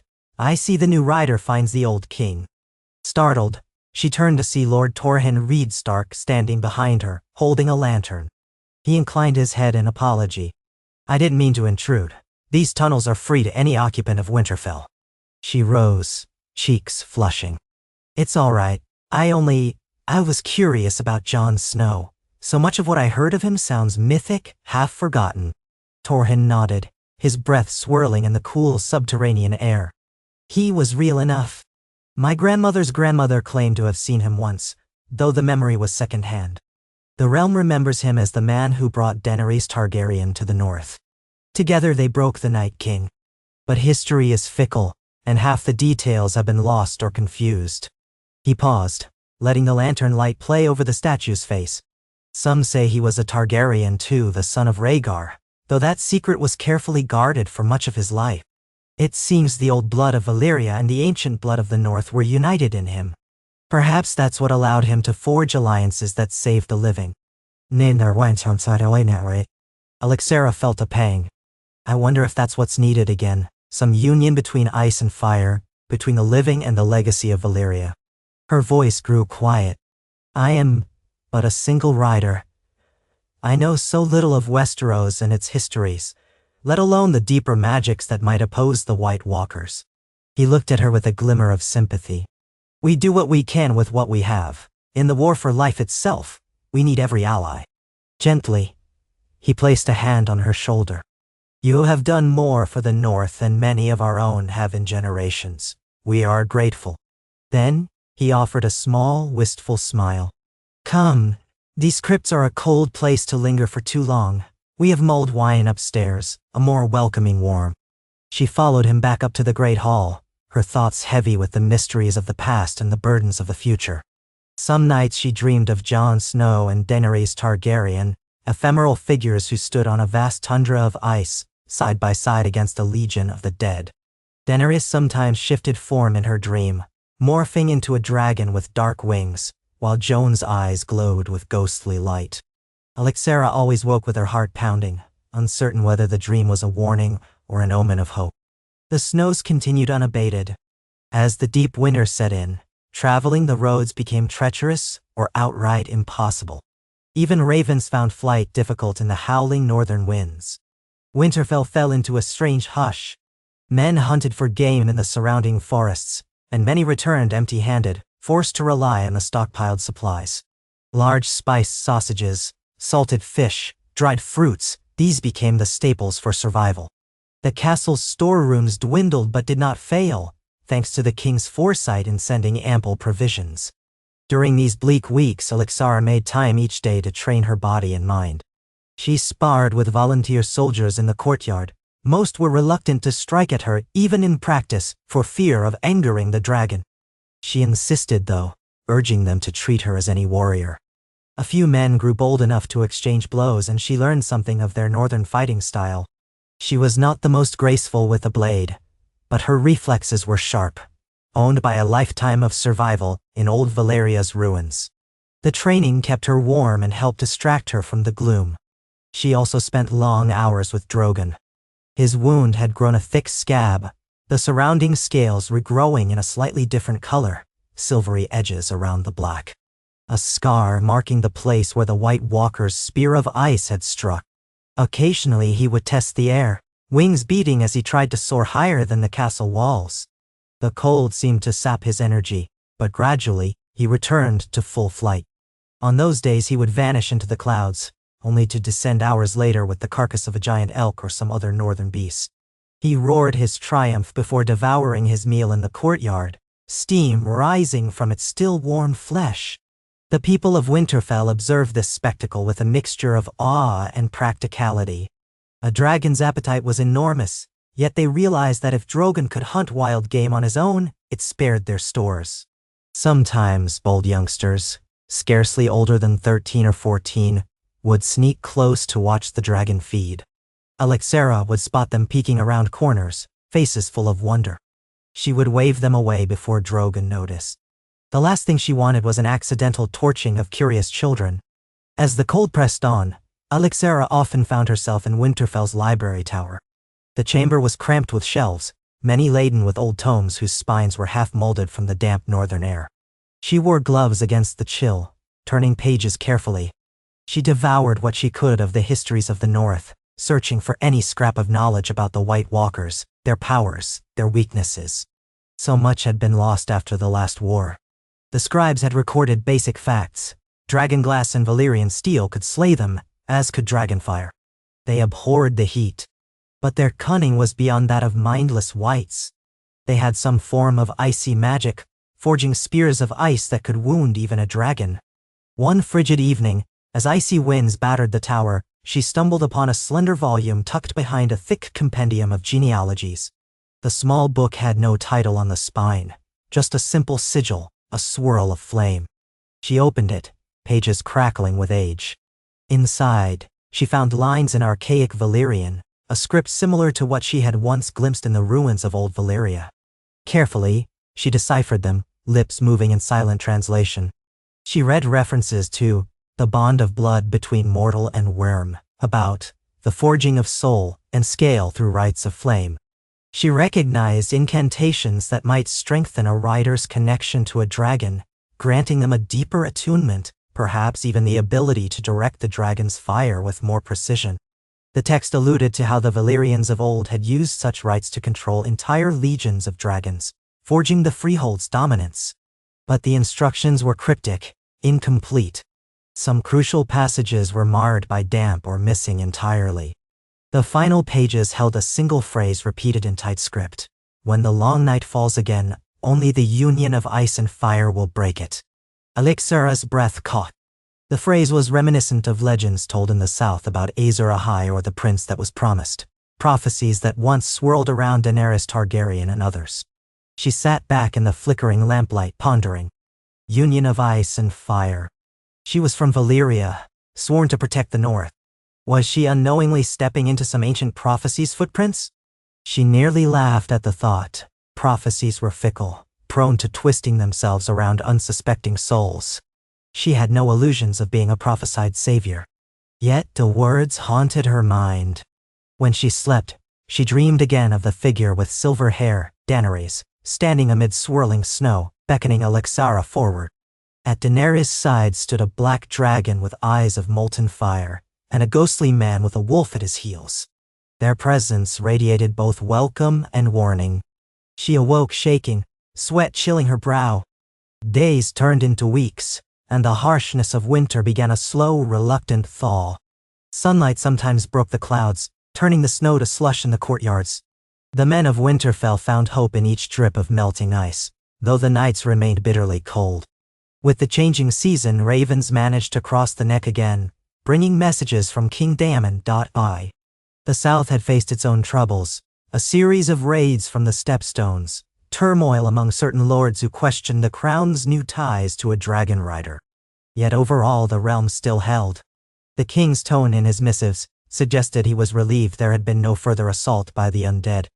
One crisp morning, a group of travelers arrived at Winterfell, a detachment of knights and courtiers bearing the royal sigil, led by a man named Sir Balin Oakheart.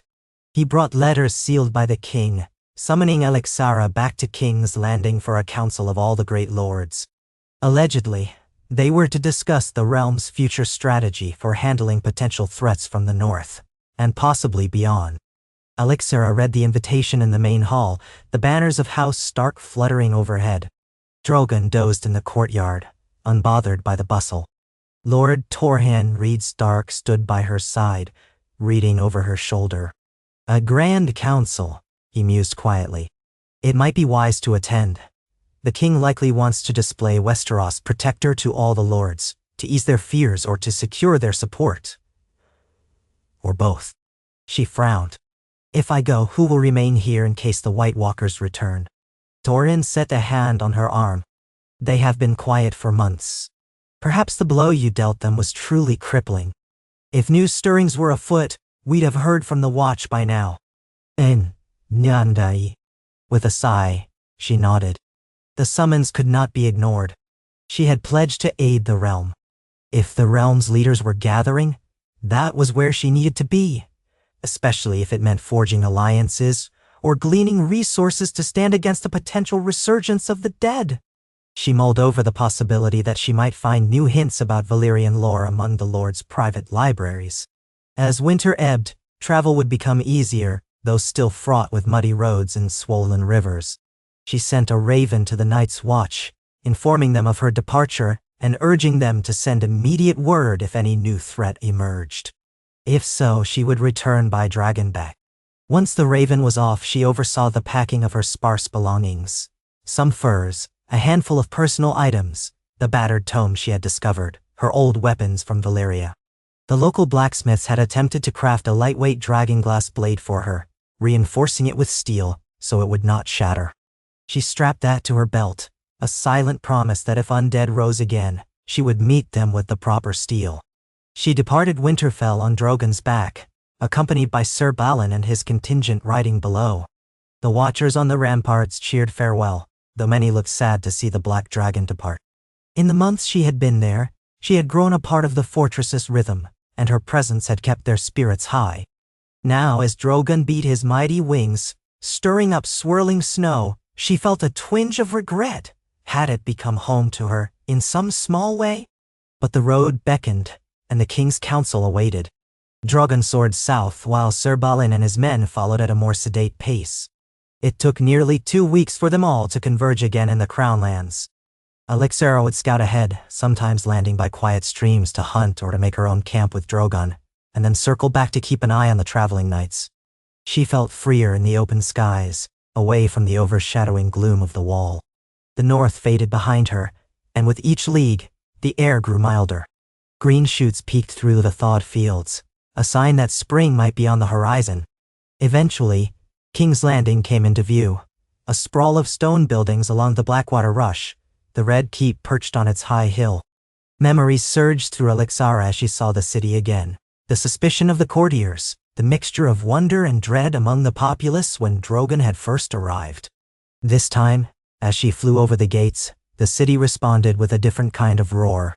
Trumpets blared a welcome, and a new banner flew from the ramparts depicting the royal stag entwined with a stylized dragon silhouette. A symbol perhaps of the king's partnership with Drogon and his rider. That half pleased, half unsettled her, for it suggested King Daemon had been busy forging a public image around her. She landed in the outer courtyard of the Red Keep to find the king himself waiting, flanked by an honor guard. He wore a fine cloak of black velvet trimmed with gold thread, and the circlet of the monarchy gleamed on his brow. When Elixir dismounted, he strode forward with a warm smile, though the lines of care on his face seemed deeper than before. "Welcome back to King's Landing, Defender of the North," he said in a resonant voice that the assembled knights could hear. She bowed slightly, cheeks coloring at the grandiose title. "Thank you, Your Grace." Winterfell stands steady, though still watchful. She paused. "You have called a great council?" King Daemon nodded, turning to escort her into the keep. Guards parted before them, giving the dragon a wide berth. Drogon hissed softly, then rose into the air again, circling the keep's towers to find a perch. Elixir's heart panged with concern for how he would endure the claustrophobic city. But she followed Daemon, stepping into the familiar hallways. In a private chamber overlooking Blackwater Bay, the king explained, "I've summoned the lords from all corners of Westeros. The Reach, the Westerlands, the Stormlands, Dorne, the Vale, the North as well, though I suspect their journey will be the longest. We must decide how to fortify ourselves, not only against the threat of the undead, but also against new stirrings in Essos." She raised an eyebrow, lowering herself into a carved wooden chair. "Essos? Yes, we've received troubling reports of sellsword companies massing near the disputed lands. Rumors of a new warlord calling himself the Scourge of Volantis. Some fear he's aiming his gaze westward. And there are whisperings of the Red Priests growing in influence again, claiming to follow the Lord of Light. Some say they seek the dragon, your dragon." The king let out a weary sigh. "Westeros cannot afford to be caught unawares. We are large and powerful, but fractious. The lords bicker, the small folk grow restless under increased taxes, and we have an uncertain new partner in you, and Drogon." Elixir laced her fingers together, absorbing the swirl of new threats. "So, this council is meant to unify the realm's leadership behind a plan." "That is the hope," King Daemon said. "But you know how politics can be. Some fear your presence, or resent your power. Others will insist we should use Drogon to crush any external threat before it grows. And a few claim we should forcibly breed new dragons if such a thing is even possible. They imagine a new Targaryen dynasty with a stable of dragons. They do not understand the bond that must exist between dragon and rider, nor the scarcity of dragon eggs in the world." "Nay, Rai." She shuddered at the idea of forcibly breeding Drogon as though he were livestock. He would burn them alive before submitting to that. The arrogance of some lords is astounding. King Daemon gave a rueful chuckle. "Indeed. That is why your voice in the council will be crucial. The other lords must hear that you stand with the realm, but that you will not allow Drogon to be a mere tool. We must find a balance." Nodding, she let out a slow exhale. "I will do my best to maintain that balance, Your Grace, though I am no courtier, no politician." He placed a hand on her shoulder briefly. "Sometimes sincerity and a show of resolve are more persuasive than polished lies. Come, I've prepared suitable chambers for you in the Red Keep. Rest from your journey." The council meets in 3 days. Wah, huh. She thanked him and followed a steward to a spacious suite near the royal wing. It was far more opulent than her old accommodations. The bed was draped with crimson silks, the window looked out over the sea of rooftops, and a brazier filled the room with comforting warmth. Feeling out of place, she shed her travel-stained cloak, peeled off her gloves, and stretched the muscles that ached from riding. She had scarcely sat down when a servant arrived with steaming water for a bath, courtesy of the king. She accepted, letting the hot water work its way through her tense limbs. After the privations of Winterfell's deep winter, it felt almost sinful to enjoy such luxury.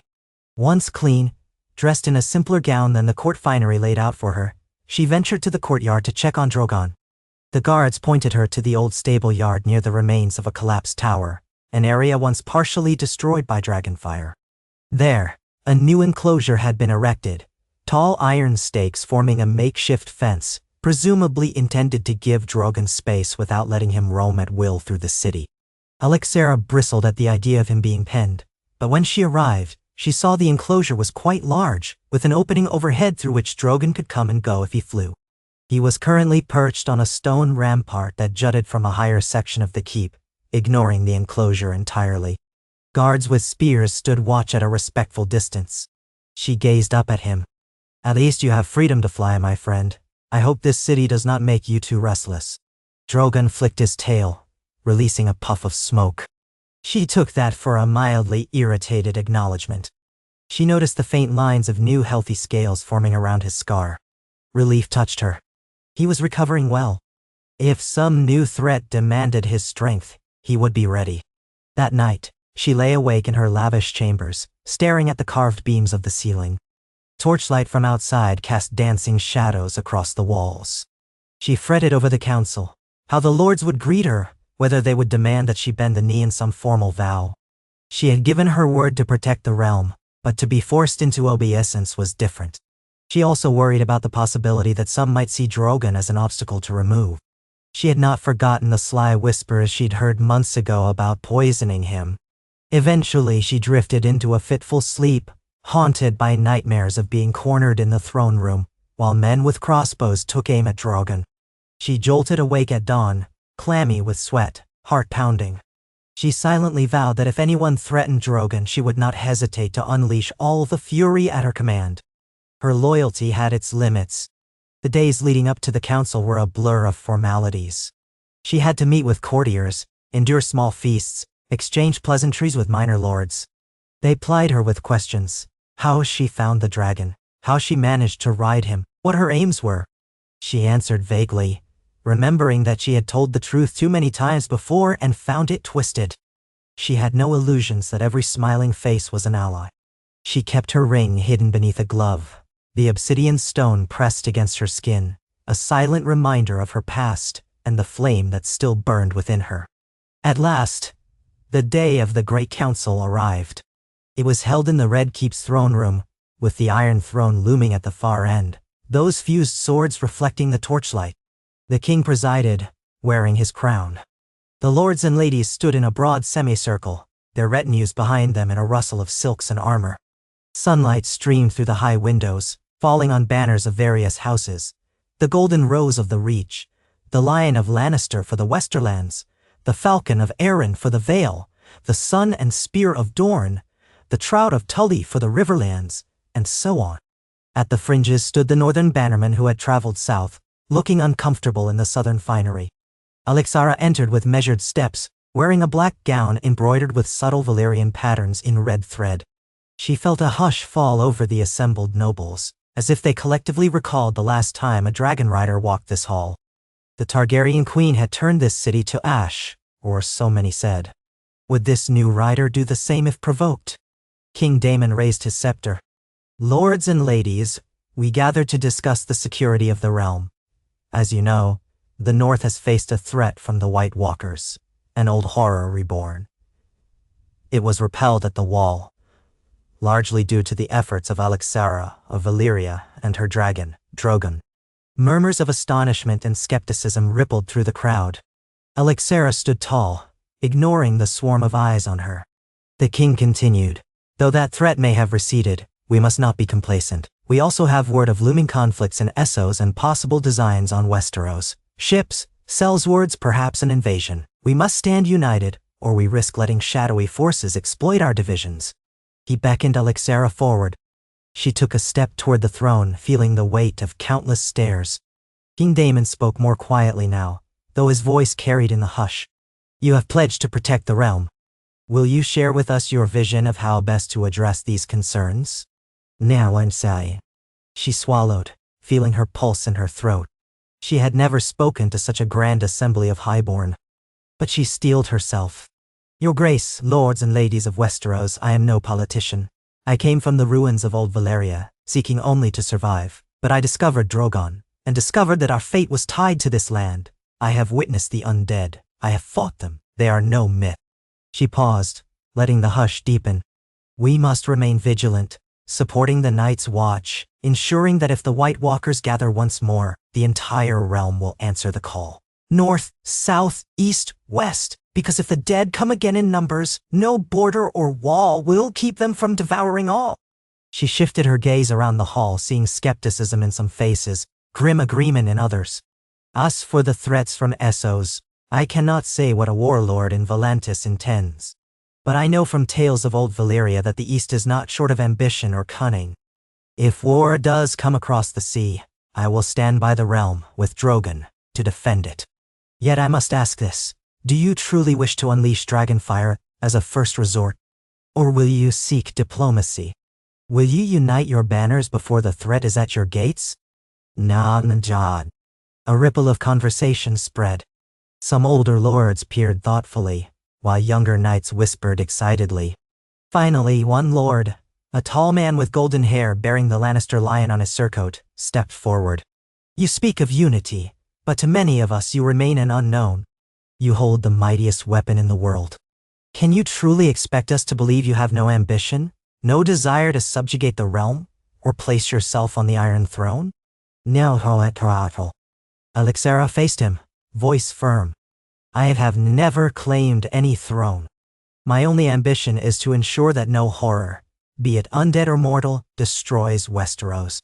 If you doubt my sincerity, consider this. I have lived among the people. I have not exacted tribute or demanded crowns. I have bled for this land and nearly lost Drogon in its defense. If I sought conquest, would I be standing here, asking for unity instead of cowering behind threats of fire? She let her tone sharpen slightly. Believe me, my lord, if my only goal was power, I would hardly need a council to take it. He blinked, then gave a stiff nod, retreating a step. A few members of the crowd murmured assent.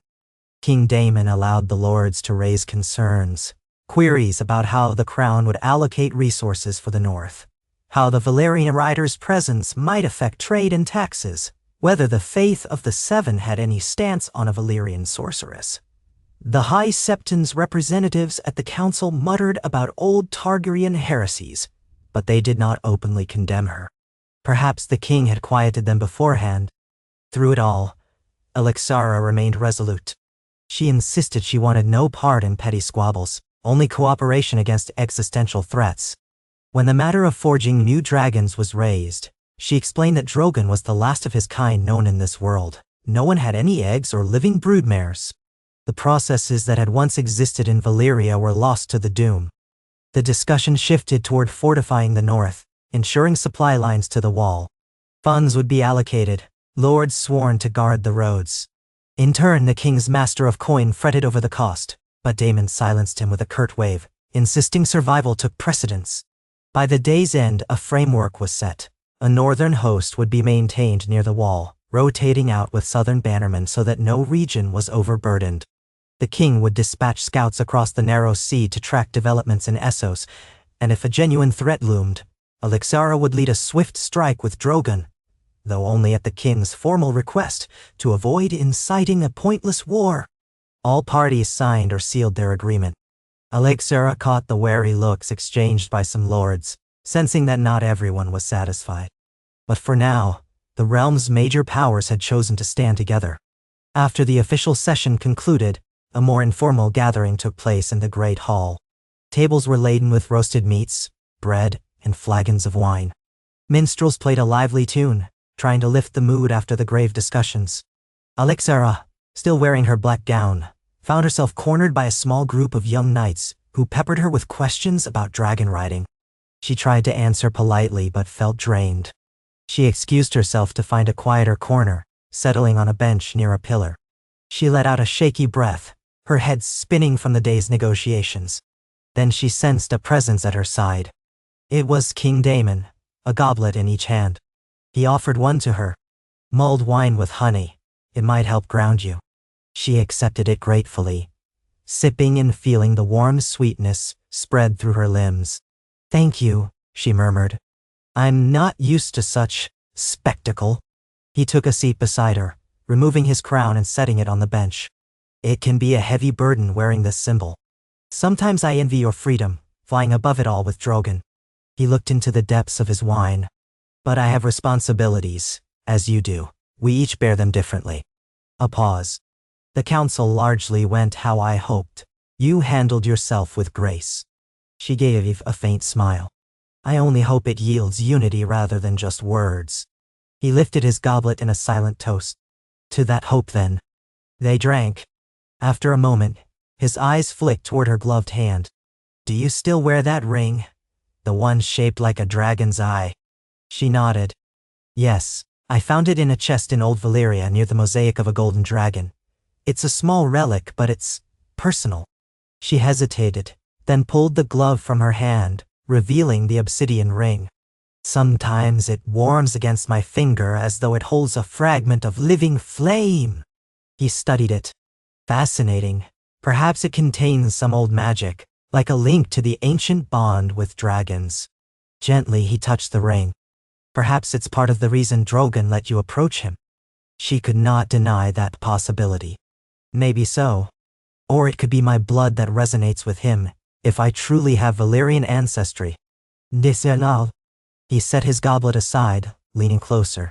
"It's remarkable to think your lineage, half forgotten in the ruins of Valyria, could shape the fate of Westeros. Are you sure you have no desire to claim more? The throne could be yours for the taking if you demanded it."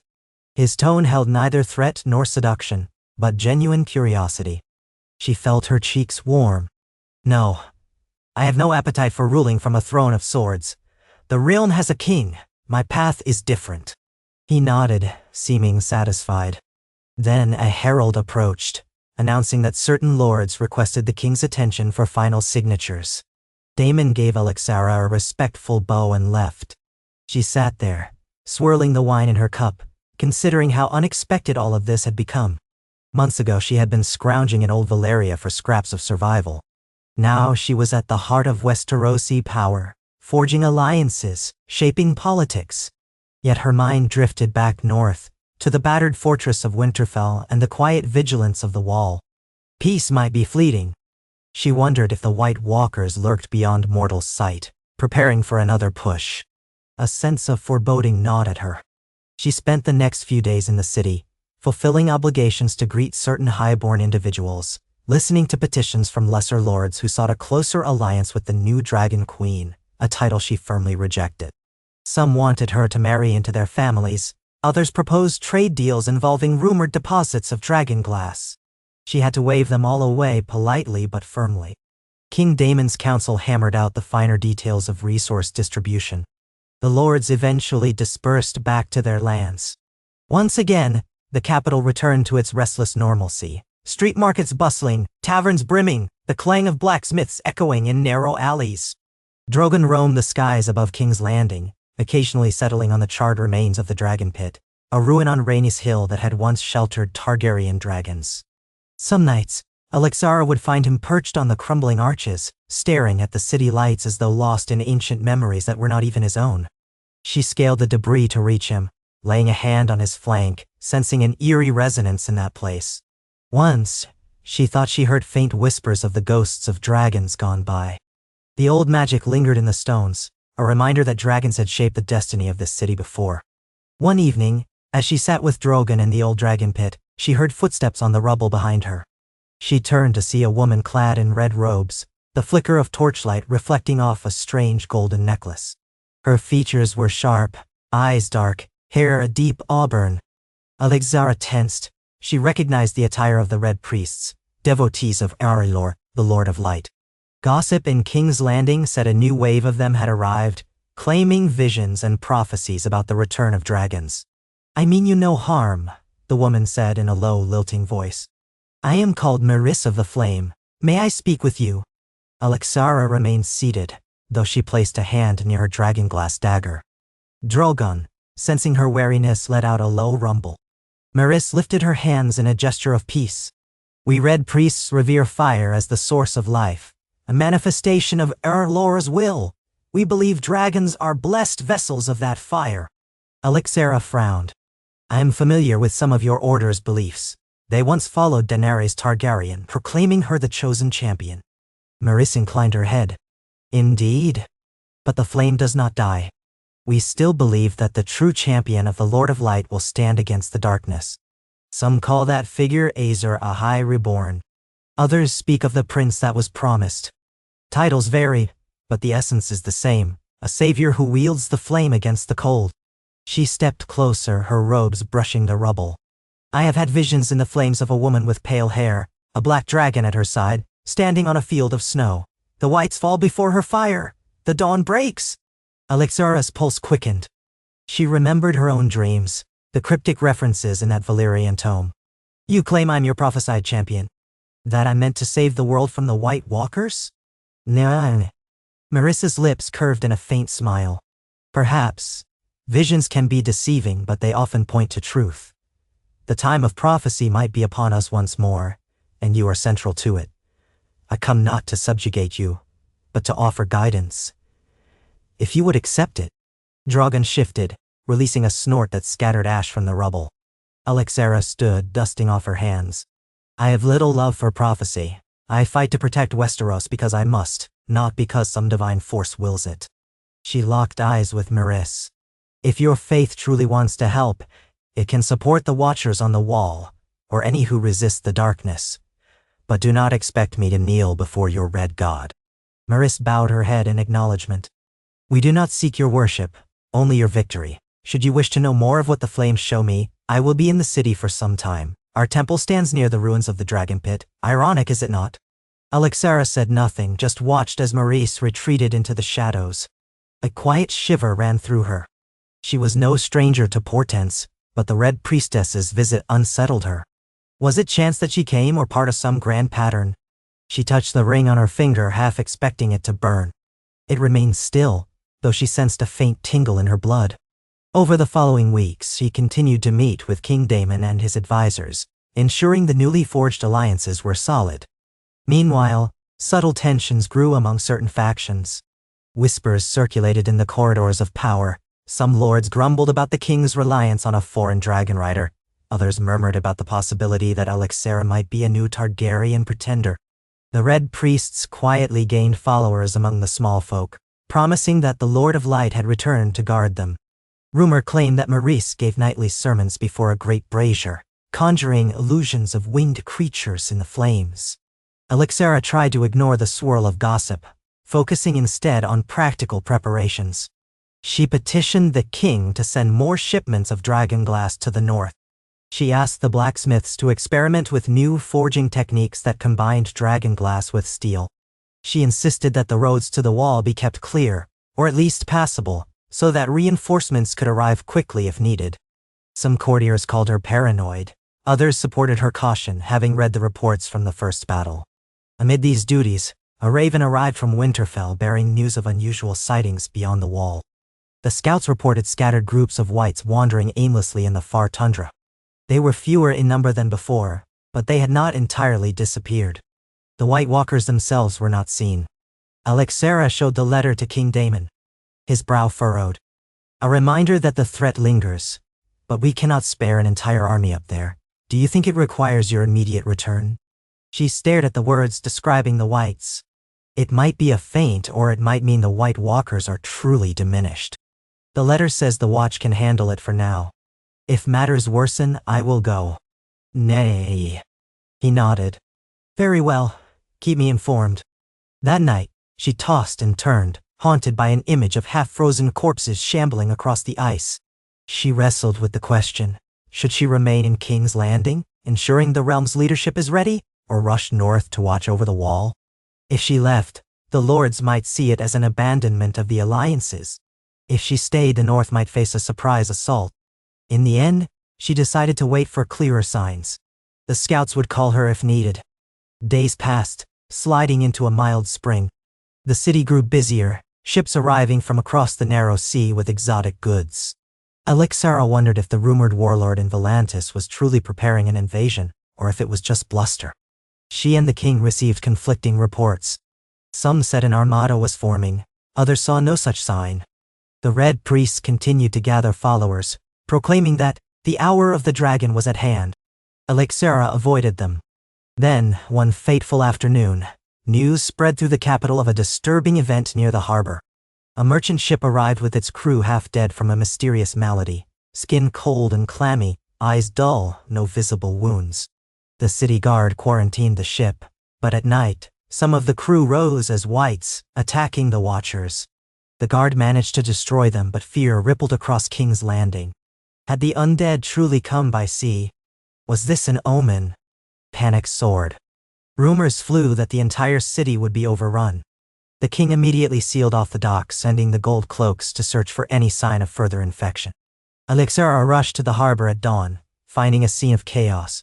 The merchant vessel anchored offshore, its deck spattered with blood, the sails tattered. Soldiers rowed out to set the ship aflame, ensuring no more whites would come ashore. Gray smoke billowed against the pastel sky. Standing on the quay, Alexara's heart hammered.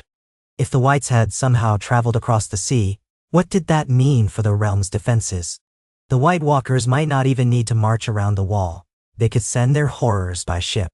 She remembered reading that the White Walkers once raised the dead in scattered pockets, sowing chaos far from the front lines.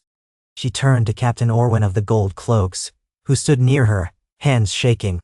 Were there any survivors who can speak of what happened? He shook his head. None. The ones we found alive died soon after. They babbled about a storm at sea, an uncanny chill that fell upon the ship, an iceberg drifting in the night. We didn't get more than that. She grimaced. Have they all been burned? Yes. At least a dozen corpses were piled and burned on the beach. The city watch is combing the surrounding docks. So far, no sign of additional whites. Nanatanse. Alexara nodded grimly. Keep searching. We can't risk a single white wandering the city. She clenched her fist, eyes on the smoky outline of the burning ship. Was this an isolated incident, or the beginning of a new wave? That question plagued her mind as she hurried back to the Red Keep, pushing past lines of worried citizens. She found King Daemon in the war room with his closest advisors. They eyed her anxiously as she relayed the details. One of them, the Master of Whispers, spoke in a reedy voice. This is a sign the walkers have found another path. The realm is not as safe as we believed. King Daemon's jaw tightened. We must alert the coastlines. Send ravens to the lords in the Reach and the Stormlands. If the undead can travel by sea, no port is safe. Alexara remembered the recent talk of an armada from Volantis. Could the White Walkers exploit that chaos somehow? The realm might find itself beset by both a mortal enemy from the east and an immortal one from the north. A dark sense of dread settled in her stomach. She stepped up to the king's table, where a large map of Westeros was spread. We must assume the dead could appear anywhere, anytime. If they truly harness a storm that follows them, we're facing a threat that breaks all conventional rules of warfare. Daemon raked a hand through his hair. What do you propose? She stared down at the map, tracing a line along the coasts. We need watchers at every major port, with dragonglass weapons. The major threat remains the north, but this incident shows they can strike unexpectedly. I should patrol the coastline with Drogon, but I can't be everywhere at once. Nay. An older lord with a bushy white beard, Lord Heron of House Mertens, coughed politely. Begging your pardon, but if these are indeed the whites, your best vantage is still in the sky. You and Drogon might intercept suspicious ships before they land. But that would require an intelligence network, watchers to raise beacons or send ravens quickly.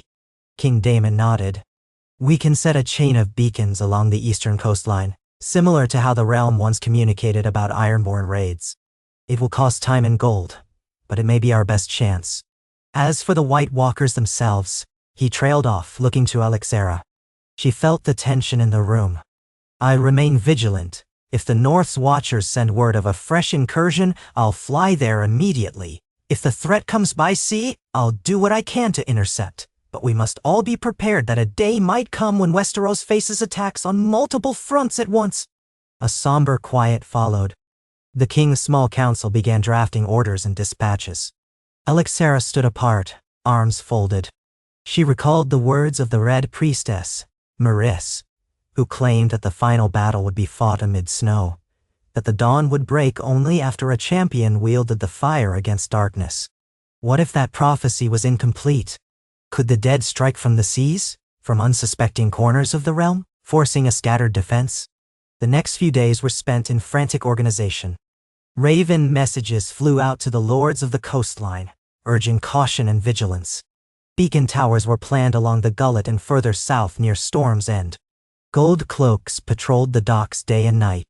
The city seethed with rumor, fear, and anger. Merchants complained that trade was disrupted. Some small folk demanded the king unleash the dragon to burn every suspicious vessel on sight. Others called for quarantine of all arrivals from Essos. Amid this mounting tension, Alexera found little rest. She patrolled the skies with Drogon each morning, scanning the horizon for ominous signs. Each time she landed, her mind churned with the possibility of infiltration.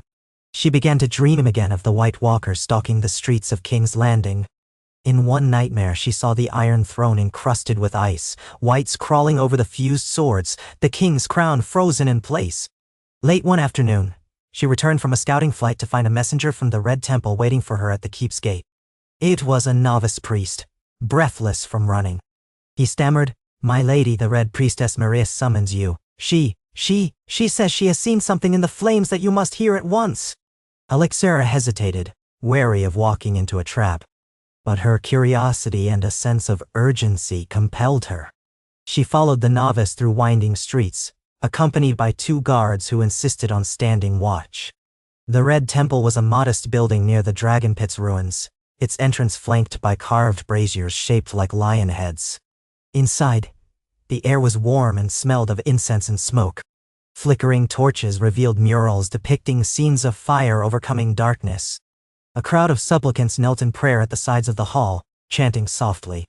Maris stood at the far end, robed in flowing crimson, her auburn hair braided. She turned when Alexera entered, her expression taut with concern. "Thank you for coming." She dismissed the supplicants with a wave of her hand, then gestured for Alexera to follow her deeper into the temple. They passed through a curtain and into a smaller chamber where an enormous brazier burned, coals glowing with intense heat. "What have you seen?" Alexera asked without preamble, crossing her arms. The guards lingered at the doorway, uncertain if they should remain. Maurice gazed into the coals. "Fire shows me visions, though they are rarely clear. I saw a shape of ice on the waters, carrying an army of the dead. I saw them making landfall on a shore lined with pale cliffs." Her dark eyes flicked up. "I believe it could be the cliffs near Gulltown in the Vale, or the eastern shores near White Harbor. The vision was not precise." Alexera sucked in a sharp breath. "You're certain it was in Westeros?" "As certain as I can be. The coastline matched what I know of the eastern shores. The White Walkers, if that is truly what they are, have found a new path. The flames showed me that they march by night, hidden by storms. You must warn the Vale and the North." She took a step closer, voice urgent. "This is the second time the flames have shown me such images. The first was soon after that merchant ship arrived with whites aboard." Alexera's thoughts spun. If the White Walkers were truly ferrying whites aboard an iceberg or some cursed vessel, they could bypass the wall entirely and attack from behind. She pictured White Harbor's proud walls, or Gulltown's harbor, teeming with fishermen. If either fell to the dead, the Vale or the North would be compromised, beset from within. She clenched her fists.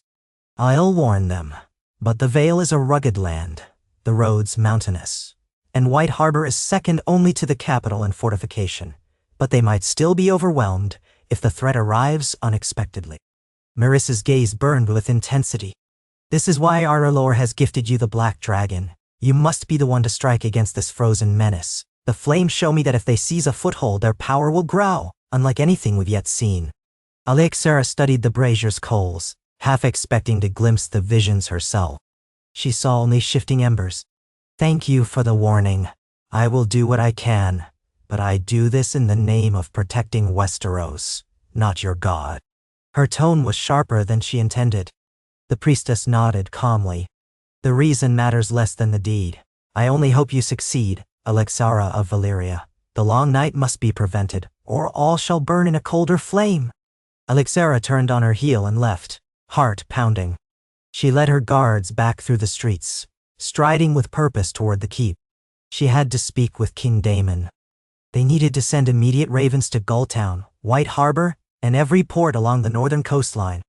A wave of dread knotted in her stomach as she recalled the horrifying images from the first battle. If a large force of whites landed behind the lines, entire regions could fall swiftly. The men might not be prepared for such an onslaught. She found the king in an antechamber, conversing with lords about some trifling matter of taxes. Alexera interrupted, ignoring propriety. King Daemon's eyes flashed with alarm as she relayed the Red Priestess's warning. Though some lords scoffed at the idea of trusting a Aralor vision, Alexera's urgency and the recent harbor incident lent the claim weight. King Daemon excused himself from the lesser matter and accompanied her into the war room. She pointed to the map. We need watchers on the coasts of the Vale and the White Harbor region now. If the Whites land by sea, they could strike swiftly. The Vale is mountainous, but Gulltown is a major port, a gateway to the region. Daemon studied the map, frowning. You're suggesting we scatter the realm's forces even further. We can't be sure this is more than rumor. She cut him off. We can't afford to wait until we're certain, and we can't rely solely on troops traveling by land. If they come by sea, we'll need a fleet, or at least a dragon. That means me. I must go. The king exhaled, leaning both hands on the table. If I send you alone, you could be flying into a trap. What if the White Walkers want to lure you away? There are rumors of trouble brewing again in the Stormlands, talk of rebellious lords who resent my taxes for the northern cause. If you're gone, they might move. You see how I'm torn? One. Yes, she said softly. But the undead are a threat to the entire realm, greater than any mortal rebellion. If the Vale is overtaken by whites, that rebellion will hardly matter. A heavy silence settled. Finally, Daemon nodded. I'll dispatch a small contingent of knights by sea to Gulltown and White Harbor, armed with dragonglass. They'll bolster the local lord's defenses. And you, fly ahead, see if you can spot signs of this supposed iceberg or undead ships. Warn the lords in person. If there is indeed an invasion, your flames may be our first line of defense. His expression was grave. I only pray it does not come to that. She felt a wave of relief mixed with fear. I'll do what must be done. That very evening, she prepared for departure, gathering supplies. She wore her warm northern leathers beneath a cloak for the flight, strapped a fresh dragonglass blade at her hip, and packed a small kit of emergency rations. She would travel light and swift. Drogon waited in the courtyard, restless, snorting flames at the twilight sky. Courtiers and soldiers gathered to watch her leave, whispering among themselves about a new threat to the east. Some offered silent prayers or half-hearted cheers. The king approached, pressing a small medallion into her hand, a token bearing the crown's sigil. To show the lords of the Vale and White Harbor that you speak with royal authority. She thanked him and swung onto Drogon's back. The dragon's scales rippled with tension as though he sensed a coming storm. In one powerful surge, he launched into the night sky, black wings cutting through the gloom. Below, the lights of King's Landing glittered like scattered stars. Alexera felt her heart hammering in her chest, the wind stinging her face. She thought of the Valyrian ring on her finger, of the swirling lines in that old tome that spoke of forging a bond in times of darkness. This was her calling, whether by prophecy or necessity, and she would not shy from it. She guided Drogon eastward, following the coastline under the pale moonlight. The sea stretched out below, dark and silent, except for occasional flashes of reflected moonlight on the waves. Far inland, hills and forests blended into the faint horizon. Her mind raced with thoughts, If the White Walkers had truly found a way to navigate the seas, then nowhere in Westeros was safe. But she reminded herself that whites required the presence or magic of the walkers to be raised. If the walkers themselves were out there on a floating mass of ice, then everything was at stake. The flight was long, broken only by short rests on rocky outcrops. She ate dried fruit and hard bread, letting Drogon doze for an hour or two before pressing on. At dawn, she saw the shape of Gulltown in the distance, a cluster of stone buildings along a wide bay. A scattering of fishing boats dotted the waters. The famous cliffs behind the port glowed in the early sunlight. She circled once, scanning for any sign of trouble. The harbor seemed calm, no dark shapes drifting in the water. She descended toward a wide field near the city walls, prompting alarmed shouts from the watchmen. Horns blared, archers scrambled. She raised both arms, signaling peace. Drogon landed with a heavy thud, stirring dust. The guards, faces pale, lowered their bows. One stepped forward, stammering, "What is your business here, rider?" "I come with a warning from the king," Alexara called. "Take me to your lord or commander at once." Reluctantly, they led her into Gulltown's walls. The local lord, a thin, harried man with the sigil of House Grafton, greeted her in his keep's smoky hall. She explained the possibility of an undead incursion by sea. His eyes bulged with fear, but he nodded vigorously. "We've heard rumors of a ghostly vessel, but nothing concrete. We've stepped up patrols. The port sees ships daily, but we shall screen them carefully." He wrung his hands. "Is it true the dead can come in any ship? Are we doomed if they land?" Alexara forced a reassuring tone.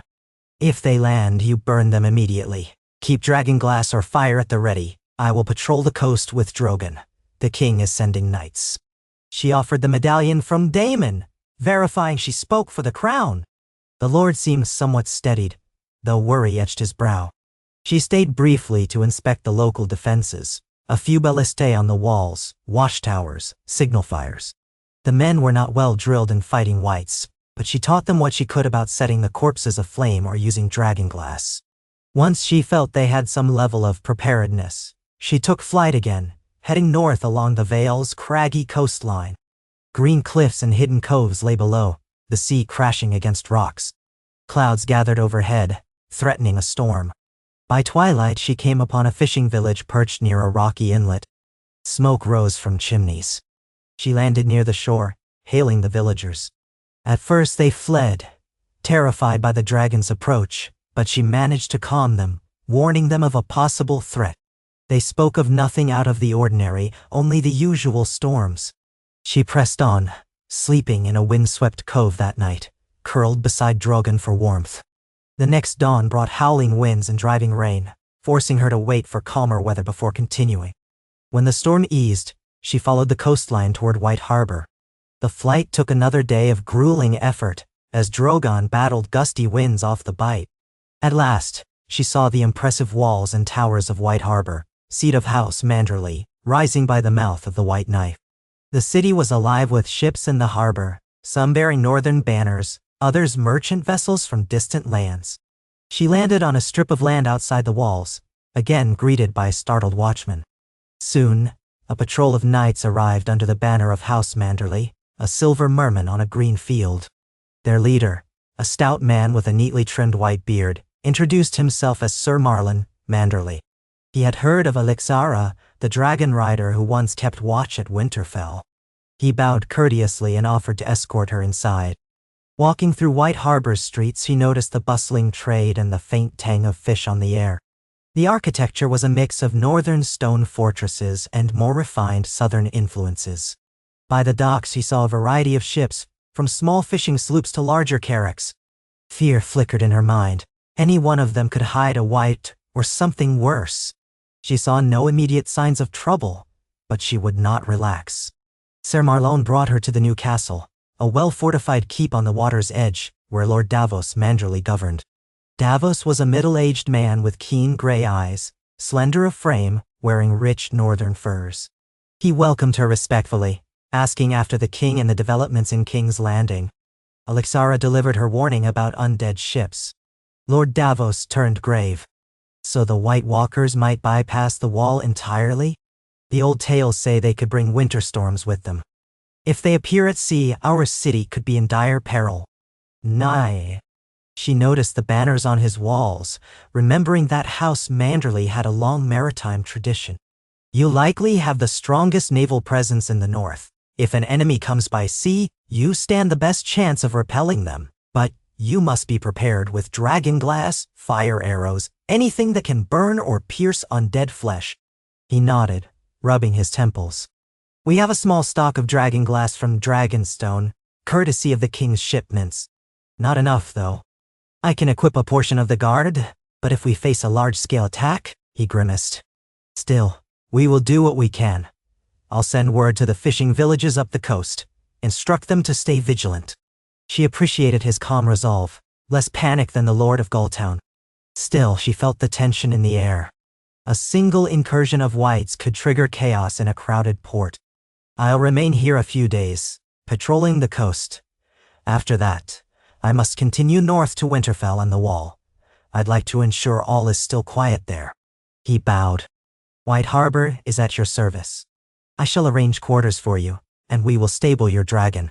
Well, he corrected himself with a wry smile. As much as one can stable a dragon.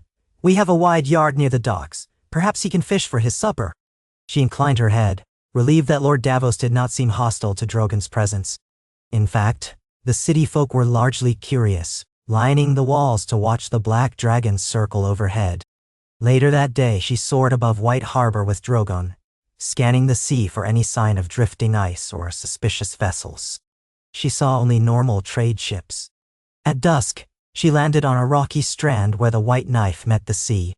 Drogon crouched, wings folded, peering at a flock of seabirds. As the final rays of sunset faded, Alexera felt a sudden prickling at the back of her neck. The wind carried a chill. Far on the horizon she noticed a bank of dark clouds gathering, swirling ominously. She frowned, listening to Drogon hiss. Something about those clouds felt unnatural, reminiscent of the storm that had accompanied the Whites at the Wall. But White Harbor's watchtower beacons remained unlit, and no horn sounded from the city. Perhaps it was just a normal spring storm. She resolved to keep vigil through the night. She found a vantage point atop a small cliff, from which she could see the harbor and the open sea. Drogon landed beside her, curling his tail around his body, black scales blending with the darkness. Stars twinkled overhead. The city lights glowed softly in the distance. The clouds on the horizon grew thicker, a rolling mass that flickered with lightning. She drew her cloak tighter. The ring on her finger felt strangely cold, not warm. She placed her hand on Drogon's flank for comfort. Hours passed. The hush of waves on the shore lulled her into a half-doze. Then somewhere deep in the night she startled awake to the sound of a distant horn. She jerked upright, hand going to her dagger. Drogon lifted his head, pupils narrowing. Another horn blast echoed, this time from White Harbor's main walls. Through the gloom she saw a flicker of orange light, a beacon igniting. Her blood ran cold. She leapt to her feet. Trouble. Swinging onto Drogon's back she urged him skyward. They soared out over the water, scanning for the cause of the alarm. Lightning forked in the distance, illuminating the roiling clouds. Below, the dark sea churned. Then, in a flash of brightness, she glimpsed something massive. An iceberg? Drifting near the mouth of the harbor. Shapes moved along its surface. Unmistakable, the silhouettes of the dead, their eyes reflecting ghostly light. Her heart hammered. It was real, just as Marissa's vision foretold. The White Walkers had come by sea, ferrying whites on a giant floating mass of ice. She guided Drogon closer but carefully.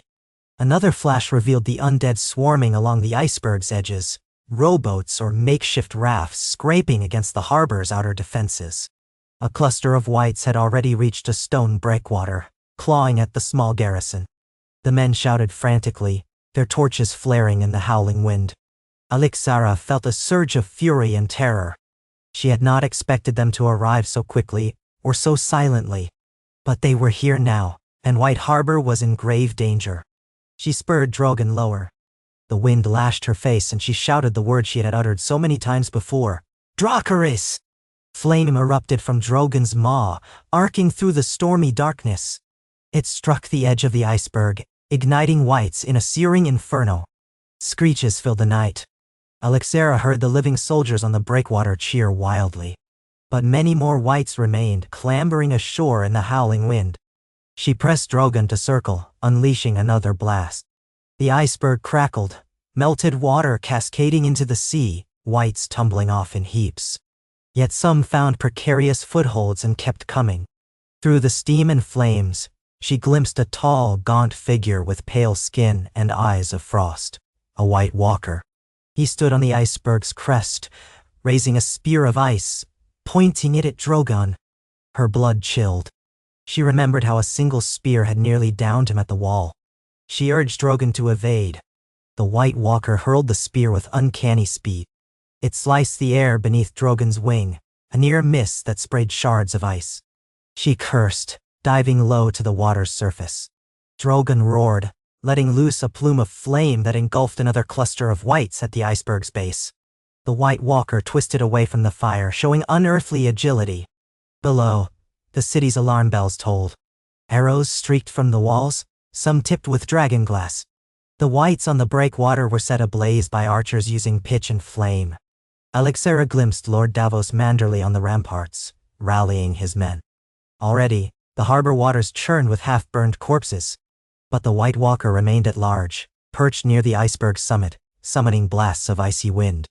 Alexera felt droplets freeze on her skin. The ring on her finger gave a sharp, painful cold sensation, as if it rebelled against this unnatural frost. Lightning lit the sky again, revealing the White Walker hurling another spear. This time, Alexera and Drogon banked just in time, the spear shattering on the black water. She had to eliminate that walker before it could land or raise more whites. She ascended higher, controlling her fear, then swooped into a dive. She timed her command to the moment of closeness.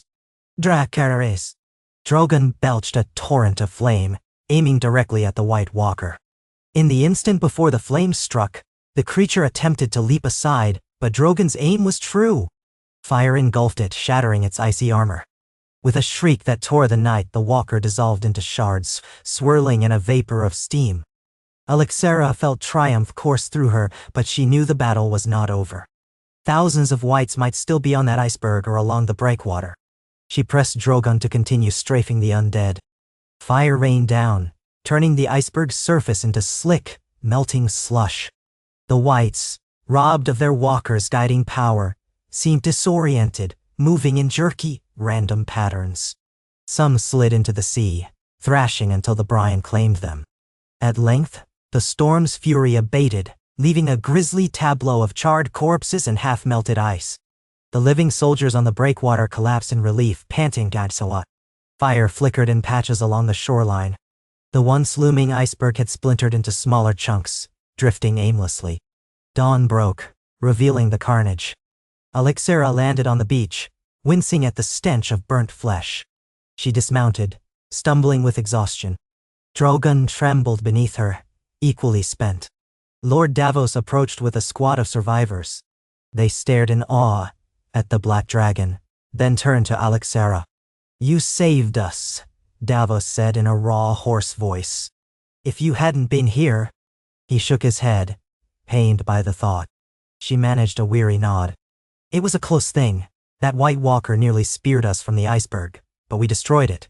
Did many whites reach the city proper?" He pressed a blood-stained cloth to his forehead. "A few rafts made it to some outlying piers, but my men neutralized them, thanks to your warning about fire and dragonglass. There were losses, but it could have been far worse." He looked out at the floating ice chunks, swirling with debris. "So they truly can come from the sea." She gazed at the drifting remnants, her heart heavy. "Yes, and they almost succeeded." She thought of all the ports across Westeros. Could more icebergs be approaching other shores at this very moment? A fresh wave of dread swept over her. She would have to continue her patrol, perhaps even range further north or circle back to warn others. The White Walkers had shown they could strike unpredictably, far from the wall. The entire realm was now a battlefield. As weary soldiers began the grim work of dragging corpses into pyres, Alexera stared at the horizon. The storm clouds had parted, revealing a dawn touched with gold. She thought of prophecies, of Marissa's flames, of the union of ice and fire. She realized with painful clarity that this was only the beginning of a new war. The undead had tested the waters, literally, and nearly taken White Harbor by surprise. Where else might they strike? And how could she alone, even with Drogon's might, defend every vulnerable shore? Despite the victory, the path ahead felt treacherous. Yet she remembered the vow she had made, the oath to stand against doom. The price of survival might be endless vigilance, endless warfare. She drew a deep breath, turning to Drogon, who laid his great head on the sand, exhaling a smoky sigh. She placed a hand gently on his muzzle. "We will not falter," she murmured. "If the dead rise against us from every corner of the world, we will burn them with dragonfire again and again." In his great ruby eyes, she saw a reflection of her own determination. So long as Drogon drew breath, the living had a chance. And so, weary but unbroken, Alexara lifted her gaze to the new day's light, knowing that her destiny, and all of Westeros, hinged on the fire she carried within. If ice had found its way across the seas, then the realm would answer with fire that soared on black wings, unyielding in the face of the endless night.